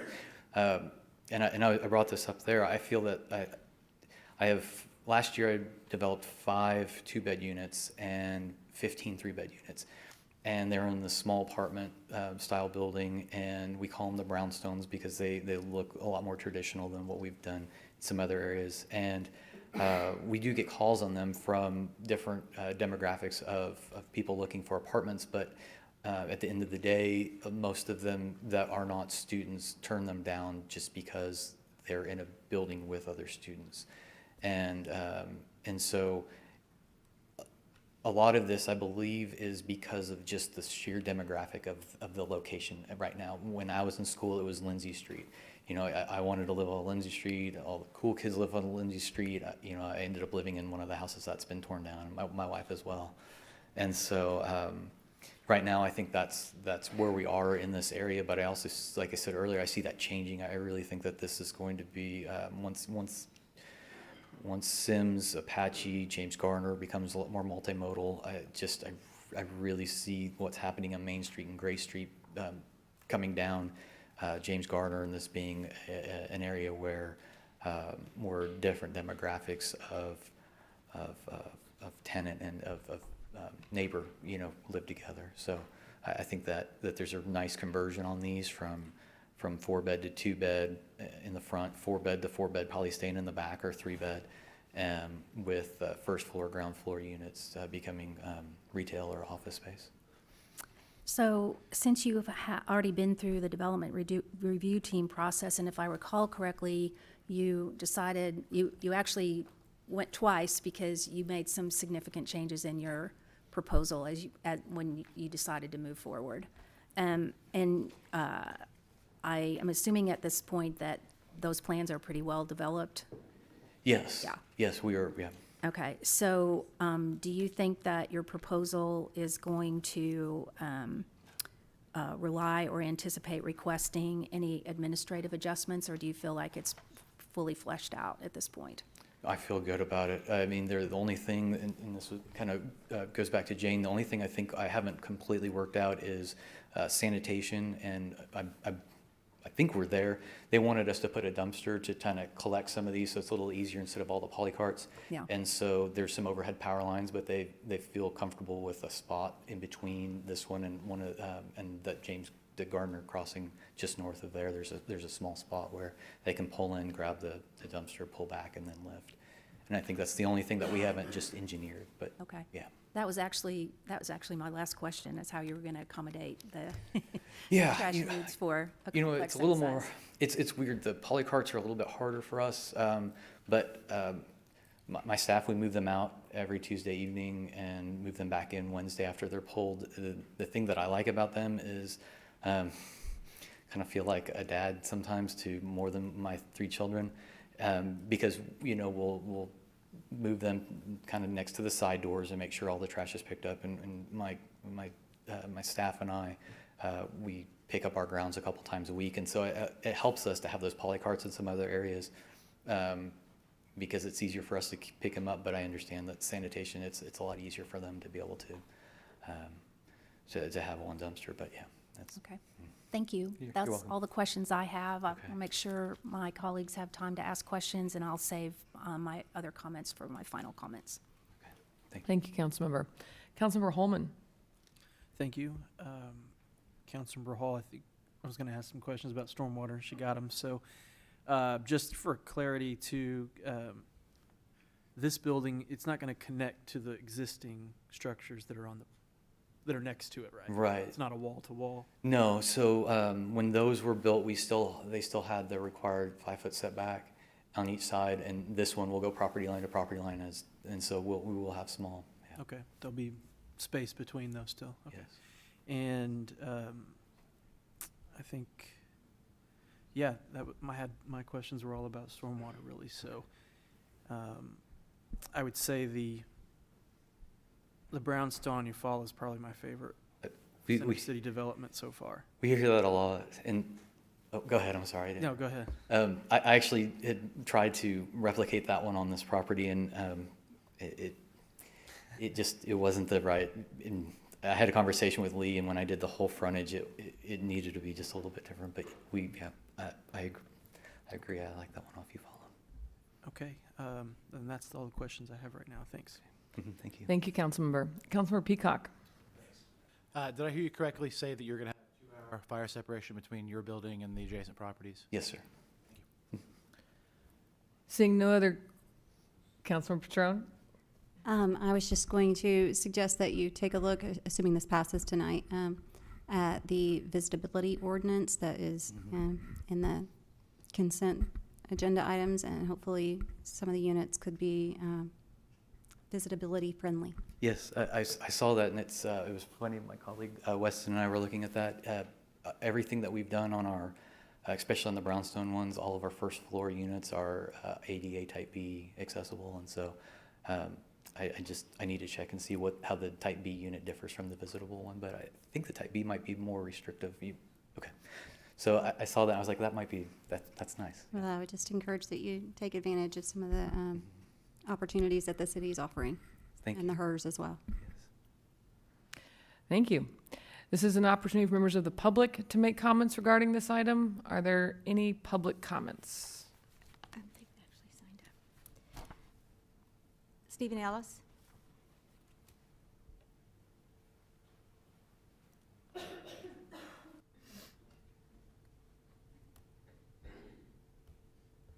Steve Ellis, 633 Reed Avenue.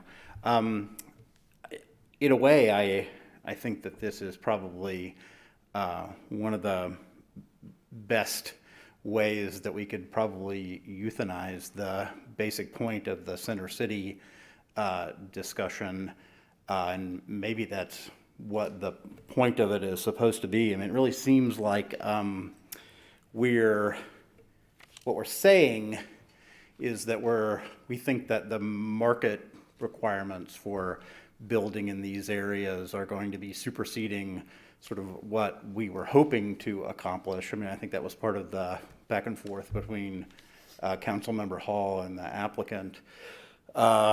It's pretty clear that these are going to be student-centered apartments. I think that was the gist of that conversation. I think it's also clear that sort of standard sort of housing filtration models show that when you've got buildings that are used pretty hard by a population that isn't well known for sort of respecting the place where they live, that's sort of how college places tend to work, that's usually one of the bottom places, sort of as housing filters down, and that's what we've always seen in Center City. And so I think it's interesting that we're speculating that these sorts of student housing programs are going to change in, 10, 15 years to something that's more like the use that we want for Center City. My guess is that they'll be pretty badly used up buildings. There will still be a demand for student housing, so it's likely they just get taken down and used for something else. Now, I mean, there are pluses and minuses to that, right? But it seems to me that passing this proposal tonight is at least an admission that we're not going to get what we want out of the Center City form-based code, given what everybody asked for when we were doing the discussion, which was a lot more sort of demographically mixed, try to get different groups of age population and stuff in the Center City. And, I do think that whether or not you think this is a good proposal depends a lot on whether or not you buy into that Center City vision. But I think it's pretty clear that this is at least a backing away of that Center City vision, and everybody should be aware of that. Thanks. Thank you.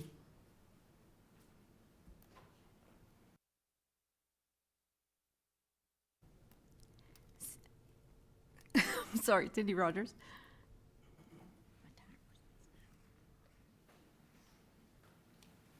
Good evening, Cindy Rogers, 633 Reed Avenue, Ward 4.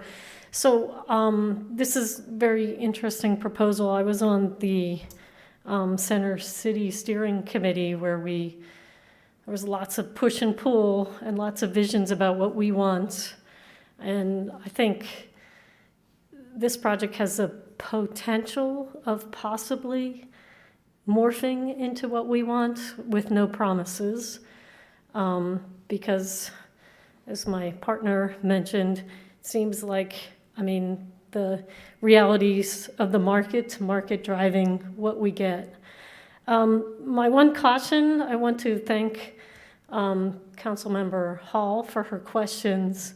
And my caution here is this is the first time that an application for the exemption extra bedrooms is being applied, and presumably it will pass. And I just want you to remember all those wonderful questions about allowing the extra bedrooms was actually less intensive use, allowed for a variety of use, and the things that at least conform to or in the spirit of what we are trying to get with Center City. Because once you open this box, you're going to get a lot more applications, and they might not be ones that at least try to apply to these principles in the way that this particular one does. So this is a foreshadowing when you hear, oh, there's a precedent. You've already allowed extra bedrooms in a property, an application in Center City. Remember that everyone is different. And this particular one seems to fit very well and has a possibility of the vision of Center City and also the opportunity for this mixed-use commercial use. And maybe not other ones coming forward won't. So, let's just put a tab on these questions and answers and remember that for the next application because others will be coming forward. Thank you.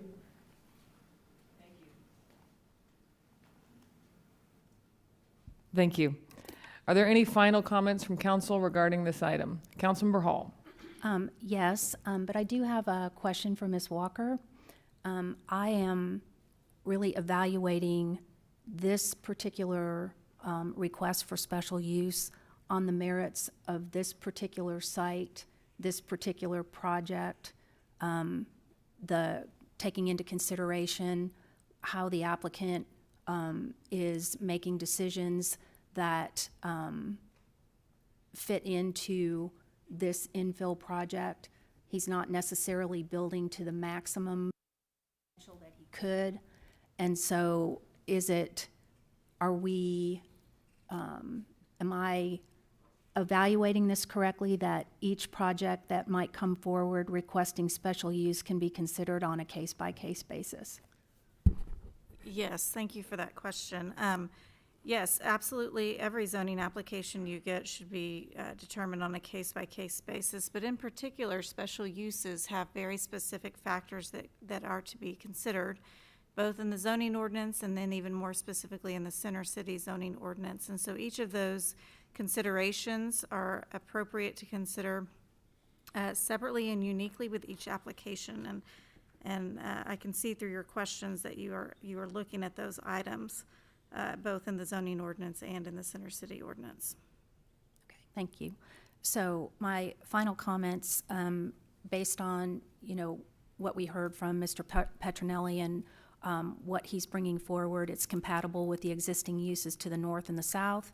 It expands housing options by offering less bedrooms than the surrounding housing types, which in turn provides more flexibility for the future. The commercial standard construction on the ground floor also allows for flexibility for mixed uses as the market evolves. The special use request for 4 bedrooms or more was created to encourage more diverse housing types, including more 1, 2, and 3 bedroom units. This infill project, even with 4 bedrooms, offers a smaller number of bedrooms on the block while maintaining a complementary relationship with what has already been built. He's addressing the stormwater concerns, which continue to be a primary consideration project by project in Center City. He's using stormwater mitigation methods that are not required, so he's going above what the expectation is for this particular property. He provides a parking place for each bedroom on site. The floor plans will allow for only 4 bedrooms. No more are possible to be added later. For all of these reasons, I will be supporting the special use request tonight. However, as a resident, I've participated in the Center City process starting in 2014 with the Center City Design Charrette when the Center City Design Charrettes were held. I followed the process all the way through till it was passed in 2017 by a former council. I was appointed to the Center City Form-Based Code Administrative Delay Ad Hoc Committee in 2019 as a community representative because of my advocacy work for core Norman neighborhoods at that time. The Special Use Amendment and the Commercial Construction Standard Amendment for Urban General, both relevant tonight, are the result of that committee work that the council ultimately adopted in July of 2019. Center City Form-Based Code is designed to create a pedestrian-oriented multimodal neighborhood, promote and create and expand housing options, stabilize and strengthen mixed-use commercial centers and residential neighborhoods. The vision that the community supported placemaking at its best as a connecting neighborhood between 2 cherished places, historic downtown Norman and Campus Corner in the University of Oklahoma. There's no one who has been more vocal than I have about the shortcomings of what we are getting versus what we are envisioning. As long as we are only building a single housing type that caters to a single demographic group, we are missing the mark in Center City. When I joined City Council in September of 2019, I had every intention of continuing the work of the ad hoc committee. The committee itself at that time had only intended to take a short pause before we rolled up our sleeves to continue to work on topics that needed further review, including a design review board, continuing to refine parking requirements and needs, how to incorporate accessible and affordable housing models into Center City, green space needs, and refining signage requirements. As we were about to get going again, a pandemic got in our way, and we have lost a year of being able to continue this conversation with our community. So we must stop nibbling around the edges of form-based code and look for solutions to simplify the code, to reclaim the vision, invite those building in Center City to create more diverse housing choices to more closely align with the long-term vision of Center City. I will be moving forward over the next few weeks with recommendations on several fronts to accomplish our goals and our vision for Center City. I want to thank Mr. Petronelli for bringing forth a thoughtful project, for trying to create a project that fits in on what has already been developed on James Garner, and to make deliberate choices about how many units to add. So I appreciate your contribution. Thank you, Councilmember. Councilmember Holman. Thank you. I don't know that I can add a whole lot to what Councilmember Hall has stated here. I have served on the Center City committee since it was first created and attended all the charrettes, and we've, would just remind folks that, the Center City policy was in response to redevelopment that was already occurring in this area at a growingly rapid pace. And what we were seeing redeveloped didn't fit with the area at all, and was causing a lot of concern. Some that what was being redeveloped wasn't fully utilizing the space like we might want it to if we wanted to encourage more density and offer an alternative to suburban sprawl. It turns out that this area, for I think very obvious reasons, is very attractive location for younger folks and students to live. If you're not going to live on campus, the next best thing would be to live really close to campus. And being in between Main Street and Campus Corner, I mean, it's really about the most exciting part of town you could live in. I mean, 5-minute walk to either spot, lots of restaurants and bars and venues and art walk and then game day stuff. And so it makes a lot of sense of why students would want to live in this area. And I think one of the comments that I think Mr. Petromelli might have made at Planning Commission was, you could build a single-story, 3-bedroom, suburban-looking brick home in Center City, and students would probably live there. That's just who wants to live in this area right now. And that someday there'll probably be another hot spot that students want to live in. And what we hope to have is an area here that's able to adapt and evolve with those changes so that other demographics that may be interested in the future in living here will be able to, without hopefully having to redevelop everything again. And so I do appreciate all the work that you have done so far. You've, based on my observation, have built some quality projects. Like I said, the one in Eufaula is my current favorite one. I hope you build another one next to it where that parking lot is. So, but I do think this is a good thing. I think this facing James Garner Avenue makes sense. I think it would make sense if you did want to make it more dense, if you wanted to take it more. But I can appreciate that you're, kind of looking at the big picture here, and you're making the choice to do what makes more sense than just doing what you are allowed to do. And so I think that means a lot, and I think this will be a good thing for Center City and the downtown core area. So I'm also going to support this, and I will continue to evaluate any projects that come forward on their own merit, as I always do. So thank you very much. Thank you, Councilmember. Councilmember Peacock. Yeah, much like my colleagues have said, I just wanted to commend Mr. Petronelli for coming before us tonight and trying to go through the proper processes instead of trying to sneak it in the back door. I also really want to commend you for going above and the requirements of your FBC zoning designation. I know that's not an easy task and not something we're asking you to do, but it's, as been mentioned, it's very well appreciated. I just want to quickly talk on, one of Councilmember Hall's concerns about FBC only producing the one housing type. I feel like this is a conversation that's much bigger than what the time for we have tonight. So I just implore staff and my colleagues and everybody else listening that we take up that discussion sooner rather than later. And I hope that we can really tease out some of these variables and get the development that everybody is claiming they're after. So thank you. Councilmember Schuler. Yeah, I don't have much more to add than what my colleagues have already really stated about kind of the shortcomings of Center City form-based code. And, I can't say that I'm as well versed as Councilmember Hall is in that, but the comments that I really have are kind of anecdotal about a young person, graduating from the University of Oklahoma and trying to stay here in Norman and to buy a home and to wanting to live in the center of town. And for so long, I was cornered out of the market in doing that. And I think that we really need to have a conversation about affordability, about access, and what that looks like not only for young professionals, young families, seniors in our community, and to these comments about when we're only getting one housing model, especially in Center City, where I think that is a very attractive place to live for all different demographics of people. It shouldn't just be for student housing. And so I, just like Councilmember Peacock, think that we need to have this conversation sooner rather than later. That being said, I think, this project, I'll be supporting this one in particular, just for all of the reasons that were stated before. But I think that we really need to think about the housing market in Norman and what that looks like for the future.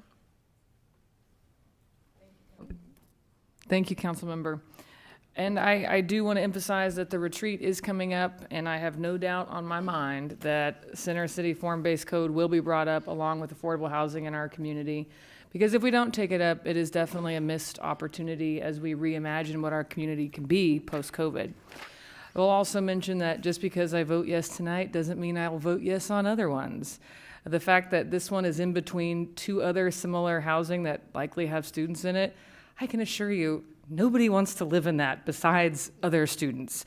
And that was a big determining factor in my support of this project and for all of the excellent questions and answers that Councilmember Hall had. So with that, council members, the motion on the floor is to adopt the ordinance on second reading.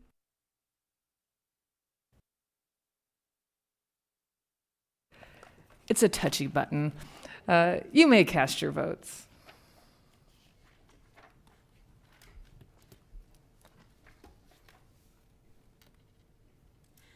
All votes have been cast, and the motion to adopt the ordinance upon second reading passes unanimously.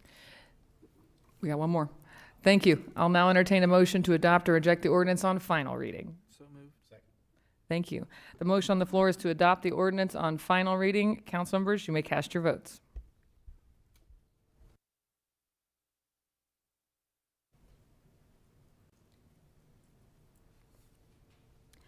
All votes have been cast, and the motion to adopt the ordinance upon final reading. You're welcome. Item 32, Resolution 2021-114, amending land use plan for property located at 911 North Lahoma Avenue from industrial and institutional designations to office designation. I'll entertain a motion to adopt or reject the resolution. So moved. Second. Thank you. Is there a representative for the applicant to make a presentation? Hi, my name is Susan Draper, and I'm the owner-operator of Draper Realty. We purchased a building in 911 North Lahoma that's been operating as a church since 1963.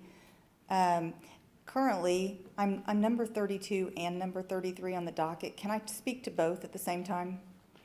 Or just the Yes, lots? please. Okay, thank you. So it's unusual the way that these zonings are. The church actually sits on two different lots. One of them is institutional and one of them is industrial. The church itself is residential. So at least we're cleaning up some zoning here, hopefully. So I'm from Norman. My husband and I are both from Norman. We've owned an operating business since 1987 here. We're very thrilled that we can actually own the building in which we operate our businesses out of. And we're really looking forward to adding and growing our company and adding more jobs. We currently have 6 employees. We office on Campus Corner right now. We do rent that building. We struggle daily with parking and traffic. And it really did, when the opportunity came up to buy this building, this was something that we really did consider because it's got a really big parking lot, and we like that. It's also very close to Core Norman, which is the place that I want to keep my my businesses operated. We do listing and sales and property management. On a current day office, we're going to have 4 to 6 people there at the office. Our office hours are slow. They're 9 to 5. We're there on the weekends occasionally. Basically, this building sits in the center point between residential and commercial. So what we've got on the south side of us is residential and north side's industrial. So this building itself really lends itself to kind of a center point for the two, transitioning from residential into commercial. The building does look like a house and kind of like a building right now. So we tend to kind of stick with that aesthetic and really make it beautiful and make it look like it kind of belongs half in a residential neighborhood and half in a commercial neighborhood. So I believe it's going to really change the way that street looks. I do have a slideshow. I don't know how to start it. I started. Okay, so the subject track, I'm trying to look. Okay, sorry. Yes, this is the previous one. This isn't my slides. Okay, so here I am. So there's the subject track. It's kind of in orange. It's actually in 2 different lots. You can see just directly to the south in red, that is a house that sits to us. Right behind us to the east is also residential, but everything to the north is industrial or light industrial, commercial.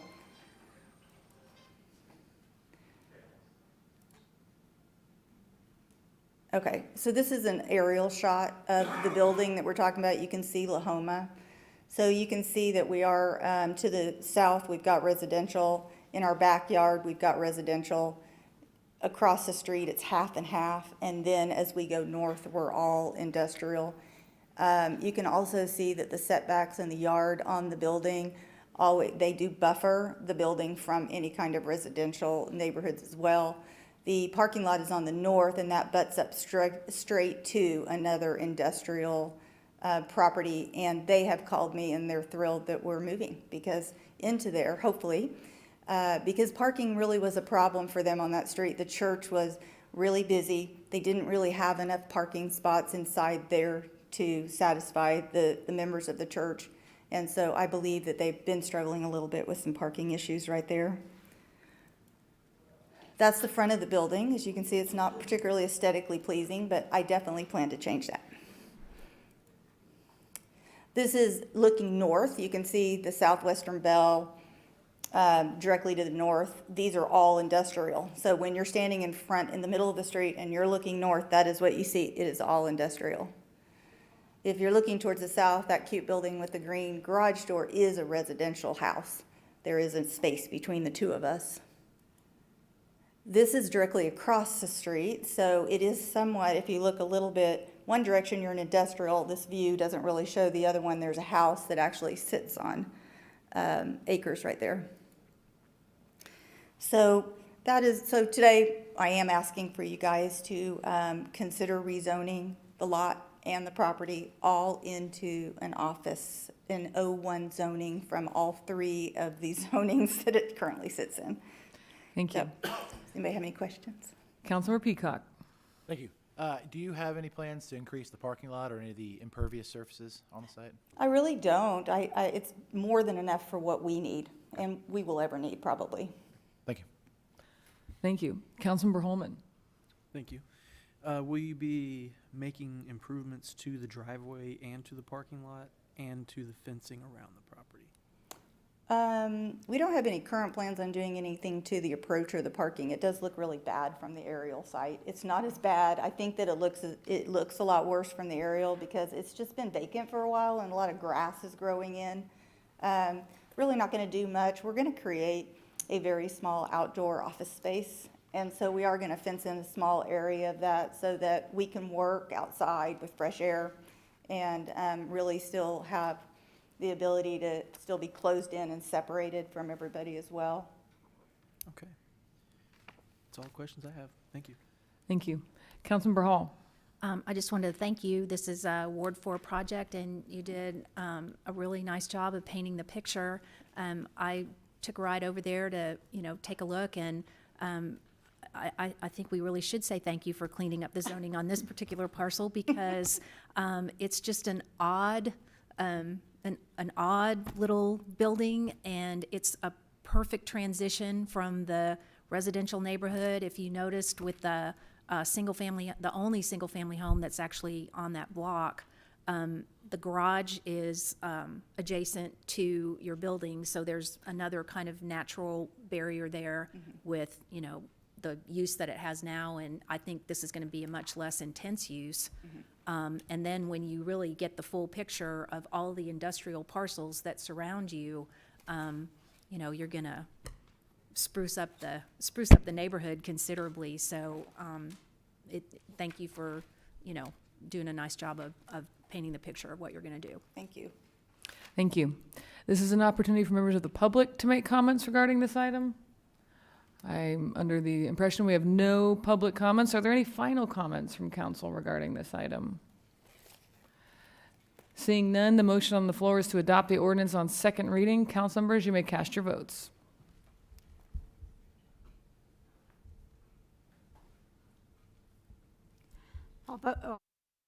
All votes have been cast, and the motion to adopt the ordinance upon second reading passes unanimously. Thank you. Item 33, second and final reading of ordinance 2021-42, rezoning 911 North Lahoma Avenue from R1 Single Family Dwelling District to O1 Office Institutional District. I'll entertain a motion to adopt ordinance on second reading, section by section. So moved. Second. Thank you. This is the companion item to the previous item. Are there any further questions from council regarding this item? Any comments from the public regarding this item? Any final comments from council regarding this item? Seeing none, the motion on the floor is to adopt the ordinance on second reading. Council members, you may cast your votes.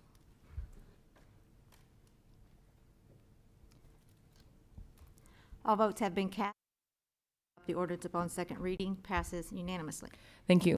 I'll now entertain a motion to adopt or reject the ordinance on final reading. So moved. Second. Thank you. The motion on the floor is to adopt the ordinance on final reading. Council members, you may cast your votes.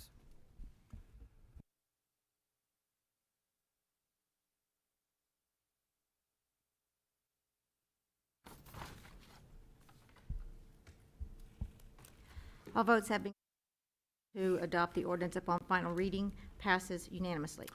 Thank you. Item 34, second and final reading of ordinance 2021-43, closure of right-of-way within Block 1, replat of Fuzzles Second Edition located at 1230 West Main Street.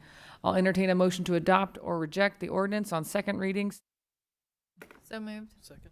Thank you. Is there a representative from the applicant to make a presentation? Mr. Rieger. Council members, good evening, and this one I would say is probably also a cleanup item. I'll move quickly through this as this one has moved quickly through the process. We are at the corner of Berry and Main, I believe, Ward 2 we're in tonight. So this is between the old Johnny's, if you remember the Johnny's location, this is going right through that Johnny's location. And why we're here tonight is because there is an alleged alley, and I say alleged because it's just simply really up in there as to whether this was an alley or not, and I'll show you why here. This is the location. You can see is that little bitty strip of land right across there. This is the Johnny's, that little red two-part structure there, and this is an automotive here and a sort of storefront office building just south of it.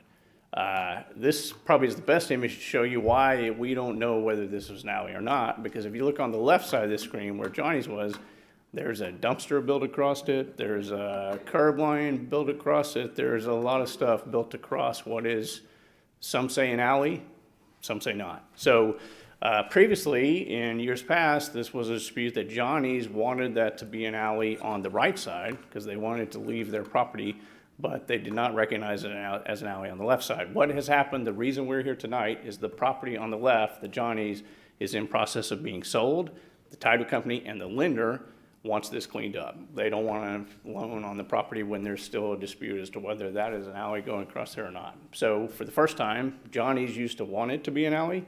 For the first time now, all three of these property owners say, we don't want it to be an alley, so let's just recognize what the dumpster and the curbs and everything else recognize in the less and say it's not an alley. It will remain an easement because there is a sanitary sewer running through there, and there's overhead electric. You can actually see the shadows of the overhead electric right there, and this is a property right there. So there's overhead electric and sanitary sewer going through it. We're going to retain the easement, but we are going to declare, hopefully with your approval tonight, that there is not a vehicular alley there, because obviously there hasn't been one recognized for a long, long time. So that is the essence of the approval. I can move quickly.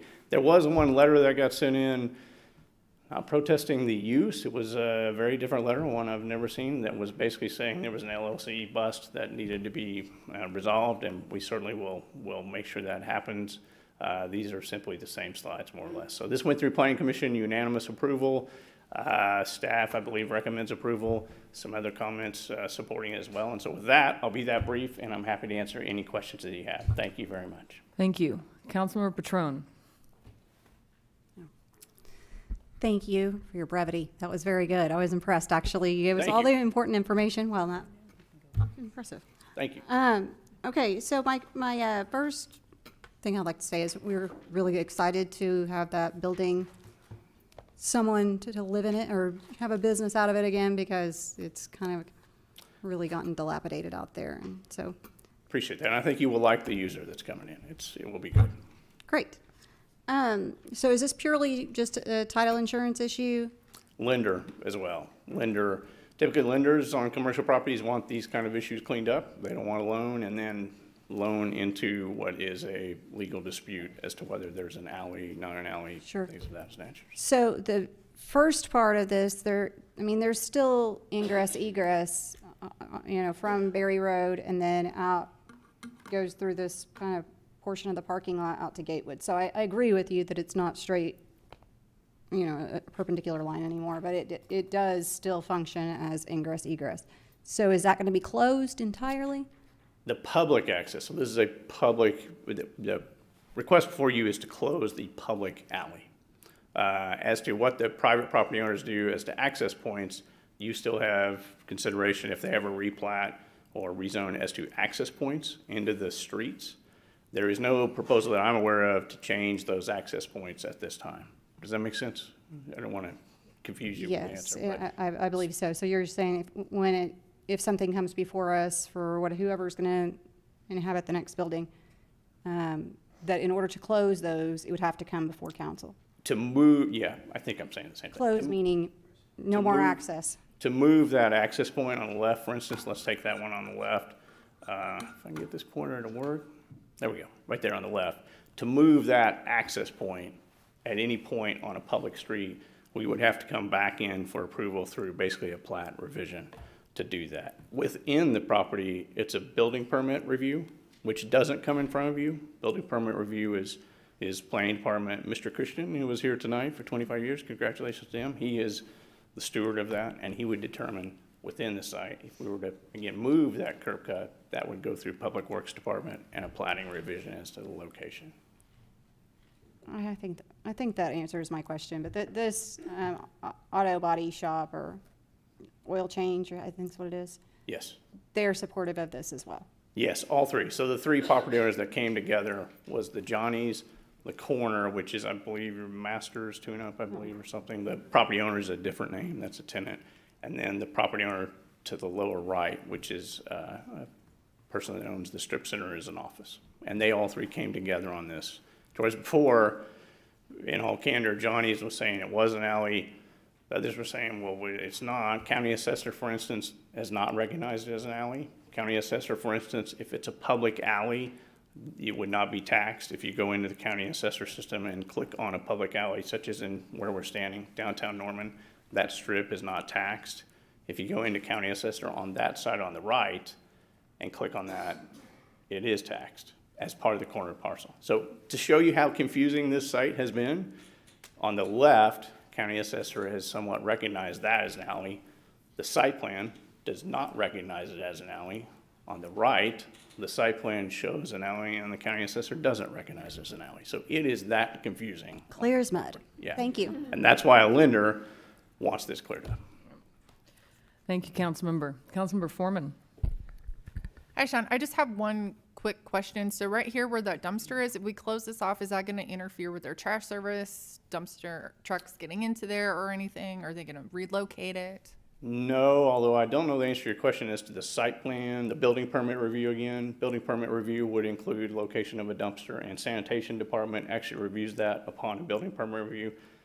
I have not seen their building permit, so I don't know that. Sanitation pickup would have to be approved on any building permit change to approve that. I don't know if they're gonna relocate that or not, but, that's separate and apart from the alley. Okay, I just want to make sure that we were cutting anyone off or anything. Yeah. Okay, thank you. Thank you, Councilmember. Councilmember Holman. Thank you. I don't really have a problem with making this cleanup change, but I do remember the council meeting years ago when they approved this project. Yeah, you do, yeah. Well, the conversation had a lot to do with that potential graveyard site where that parking lot is behind Johnny's. That's what I was going to ask. I was going to look at you when I asked it, Councilmember. Concerns about whether there were actual still burials underneath there, actually. So I think they did some stuff and found out there wasn't, but I feel like the council at the time wanted this exit out of here for whatever reason. I can't recall their comments, but it didn't seem to stay open very long before there was a cinder block. And now even on Google Earth, you can see a truck and the cinder block parked in the middle of it, blocking it. And it's been that way for over a decade at least, so. And in all candor, that was part of the dispute. Yeah, that's what. So it's always been kind of a puzzle to me because I recall the council wanting it and approving it that way, but then it ended up being blocked off by the property owner and nobody ever did anything about it. So, and then Johnny's was gone anyway, so I guess it didn't matter. But definitely is a little interesting piece there. So I guess I don't really have any other questions about it other than a little bit of the history of it. Thanks, Sean. Thank you, Councilmember. And before I call on Councilmember Schuler, because that was my question, I'll go ahead and jump in. That's supposed to be like the first cemetery in the city of Norman. There's supposed to be a plaque. Andy Rieger had told us about it. Am I hallucinating this? You're not. I was not the attorney on that case. I remember that night, and I remember it was a controversial item. That this used to be New Way Cleaners, if you all remember, a really cool building. It was on stilts. On stilts. Yeah. It was an awesome building. The building was upstairs, and you could see through. Yeah. Kind of Bruce Goffish, if I may, but that was behind that. Behind that was a vacant lot. So where that came from was the south parking lot was a vacant lot, and that became a controversy. There was a protest, big neighborhood protest, to that becoming a Johnny's. That was something that came out of that protest. I don't remember if they put a plaque up or not. Councilman, I don't know if you remember that or not, but I have no idea to answer your question what the result of that was. Be a good question for Andy Rieger. Yeah. I'll email Mr. Rieger, but I mean, this is literally the plot of Poltergeist. So. Just don't build a house on it. Mayor, we don't really want any more title problems. Sorry. If you would refrain from saying, we would appreciate it. My apologies, Councilmember Schuler. So just to be clear, on the left side here, that parking lot, since we're talking about this burial ground, potential or whatever, is, I thought you were kidding at first. I did not realize. So learning something new. But that is platted together, that building and that parking lot, just to be clear, that has the alley that kind of comes between, so where like the dumpster Let me is. show you, if I may, a better slide to show you that. They are separate plats. If I can get my pointer here, I don't know why this didn't work very well tonight. So they are actually separate lots. Okay. I'm going to answer your question. Platted together, yes, in the terms of a plat is a collection of lots. So it was platted together with that little block of lots. Separate lots, though. So the one lot where the Johnny's was, where you see 2A right at the top there. I'm sorry, there we go. That is one lot. And then the second lot right there where you see lot 6 right there. So those are the number of lots. Within the same plat, though, the same block.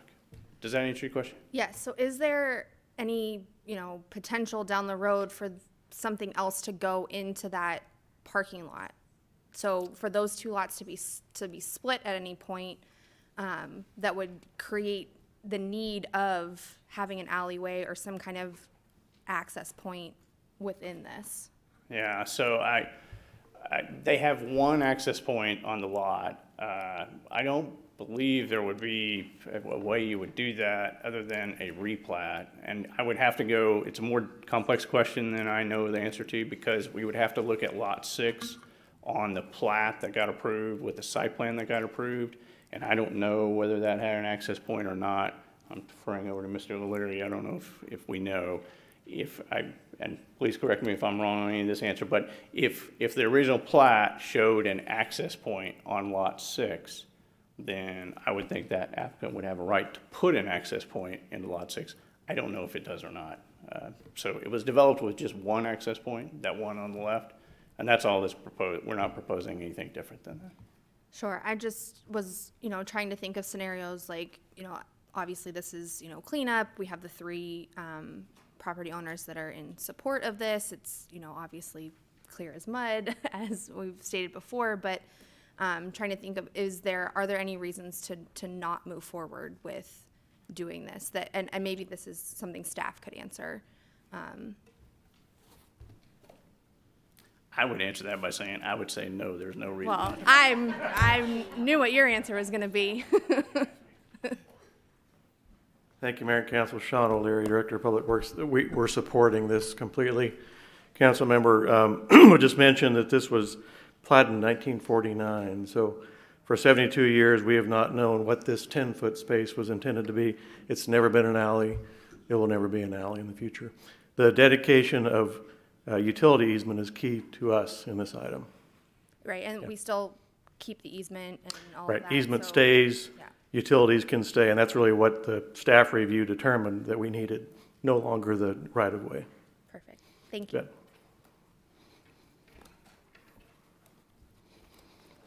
All right. Since are there any public comments signed up? Okay, seeing none, any final comments from council regarding this item?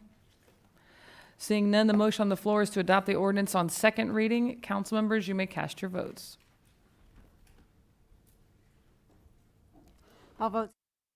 Motion to adopt the ordinance upon second reading passes unanimously. Thank you. I'll now entertain a motion to adopt or reject the ordinance on final reading. So moved. Second. Thank you. The motion on the floor is to adopt the ordinance on final reading. Council members, you may cast your votes.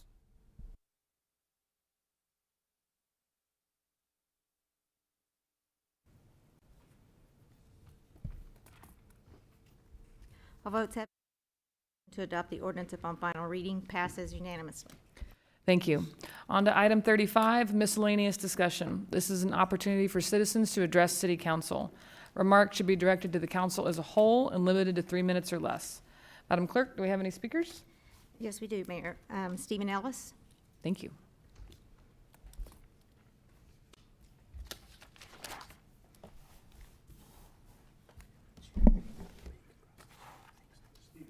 There we go. Steve Ellis, 633 Reed Avenue.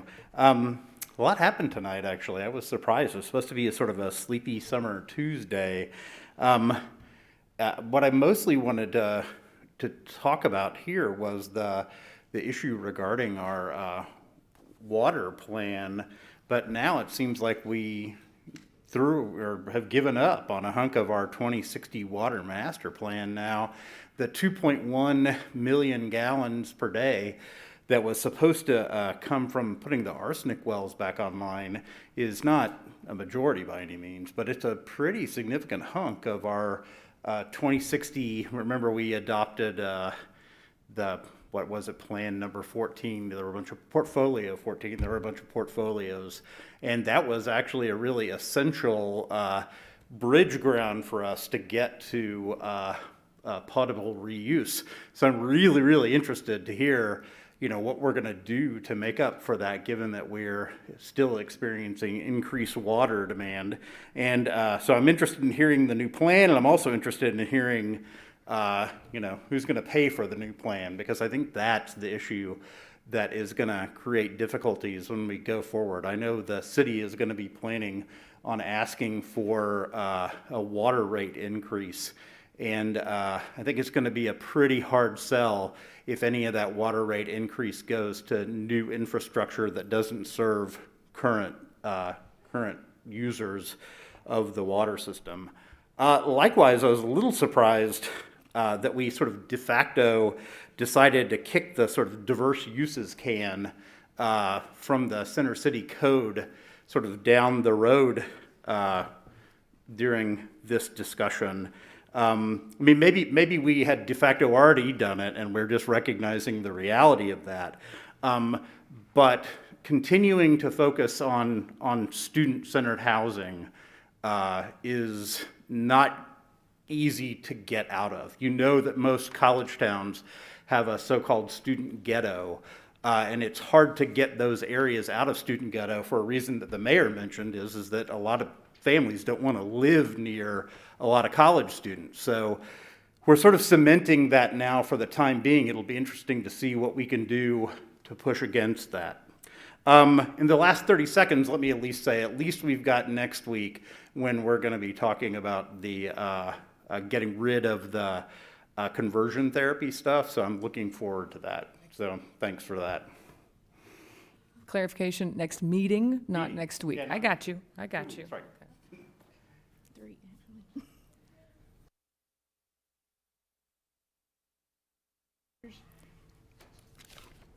Actually, it's Sherry Jackson. I'm sorry. She's next. Just sit right there.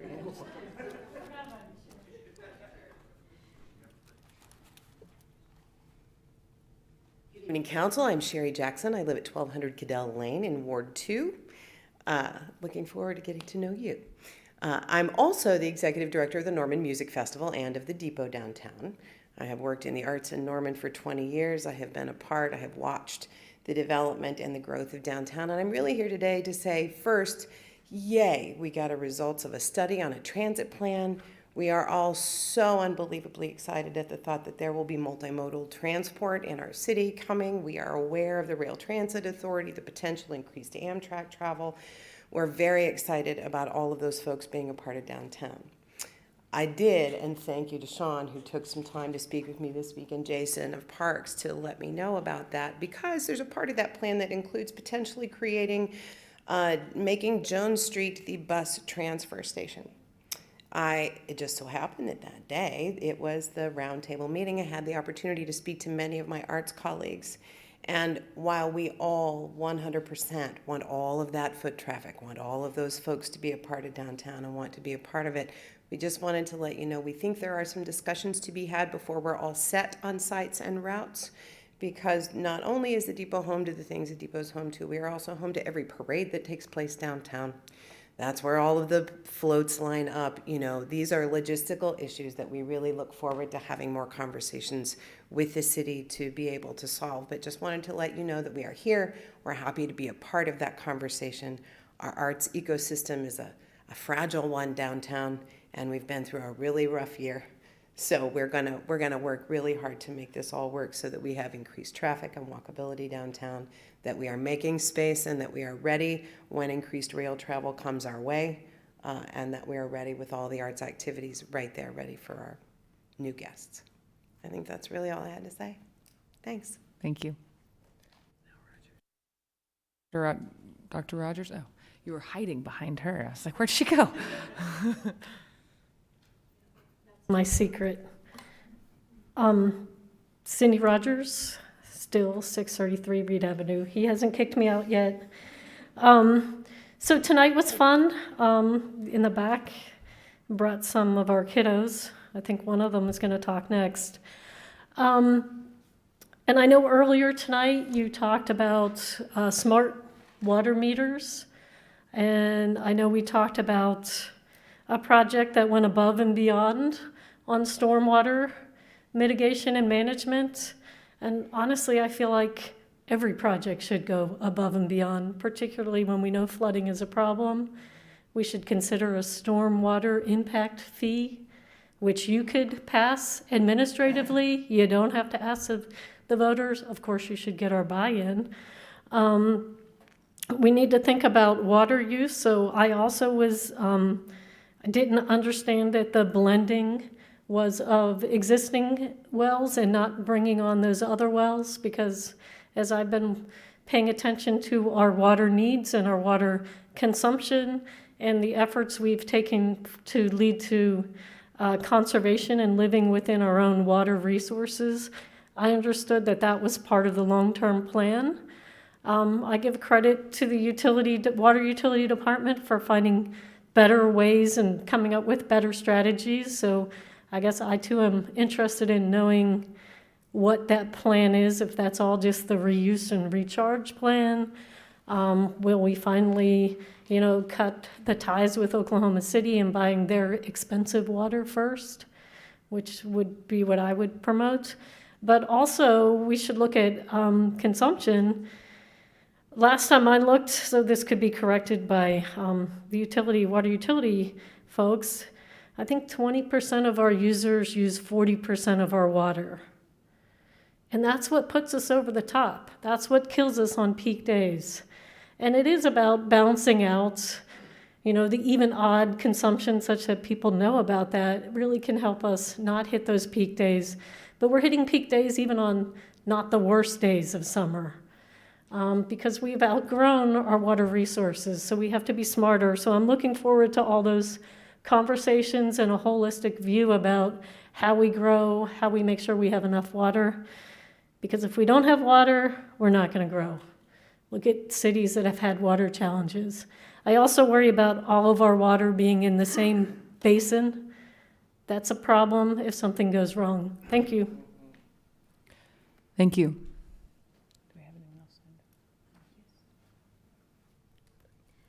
Next will be Flora Ellis.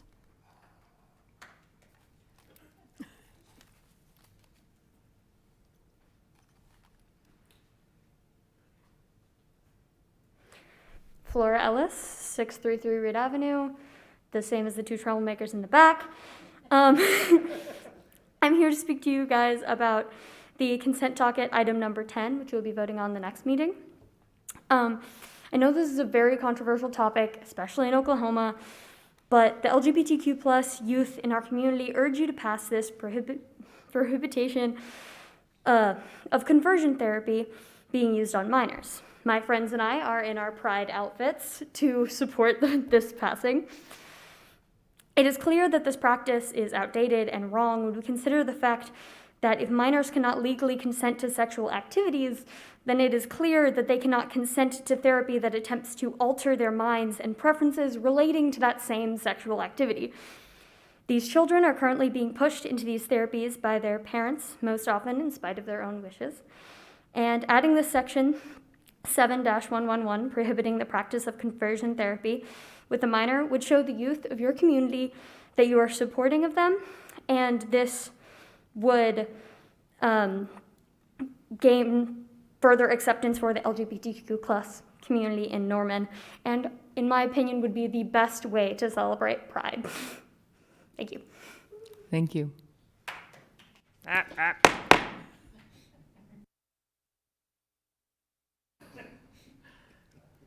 Mayor, I believe the next speaker left, but William Sullivan, just in case. Yes. All right. Thank you all for coming tonight, especially our younger residents in the back. Bring your friends again next time. This meeting is adjourned.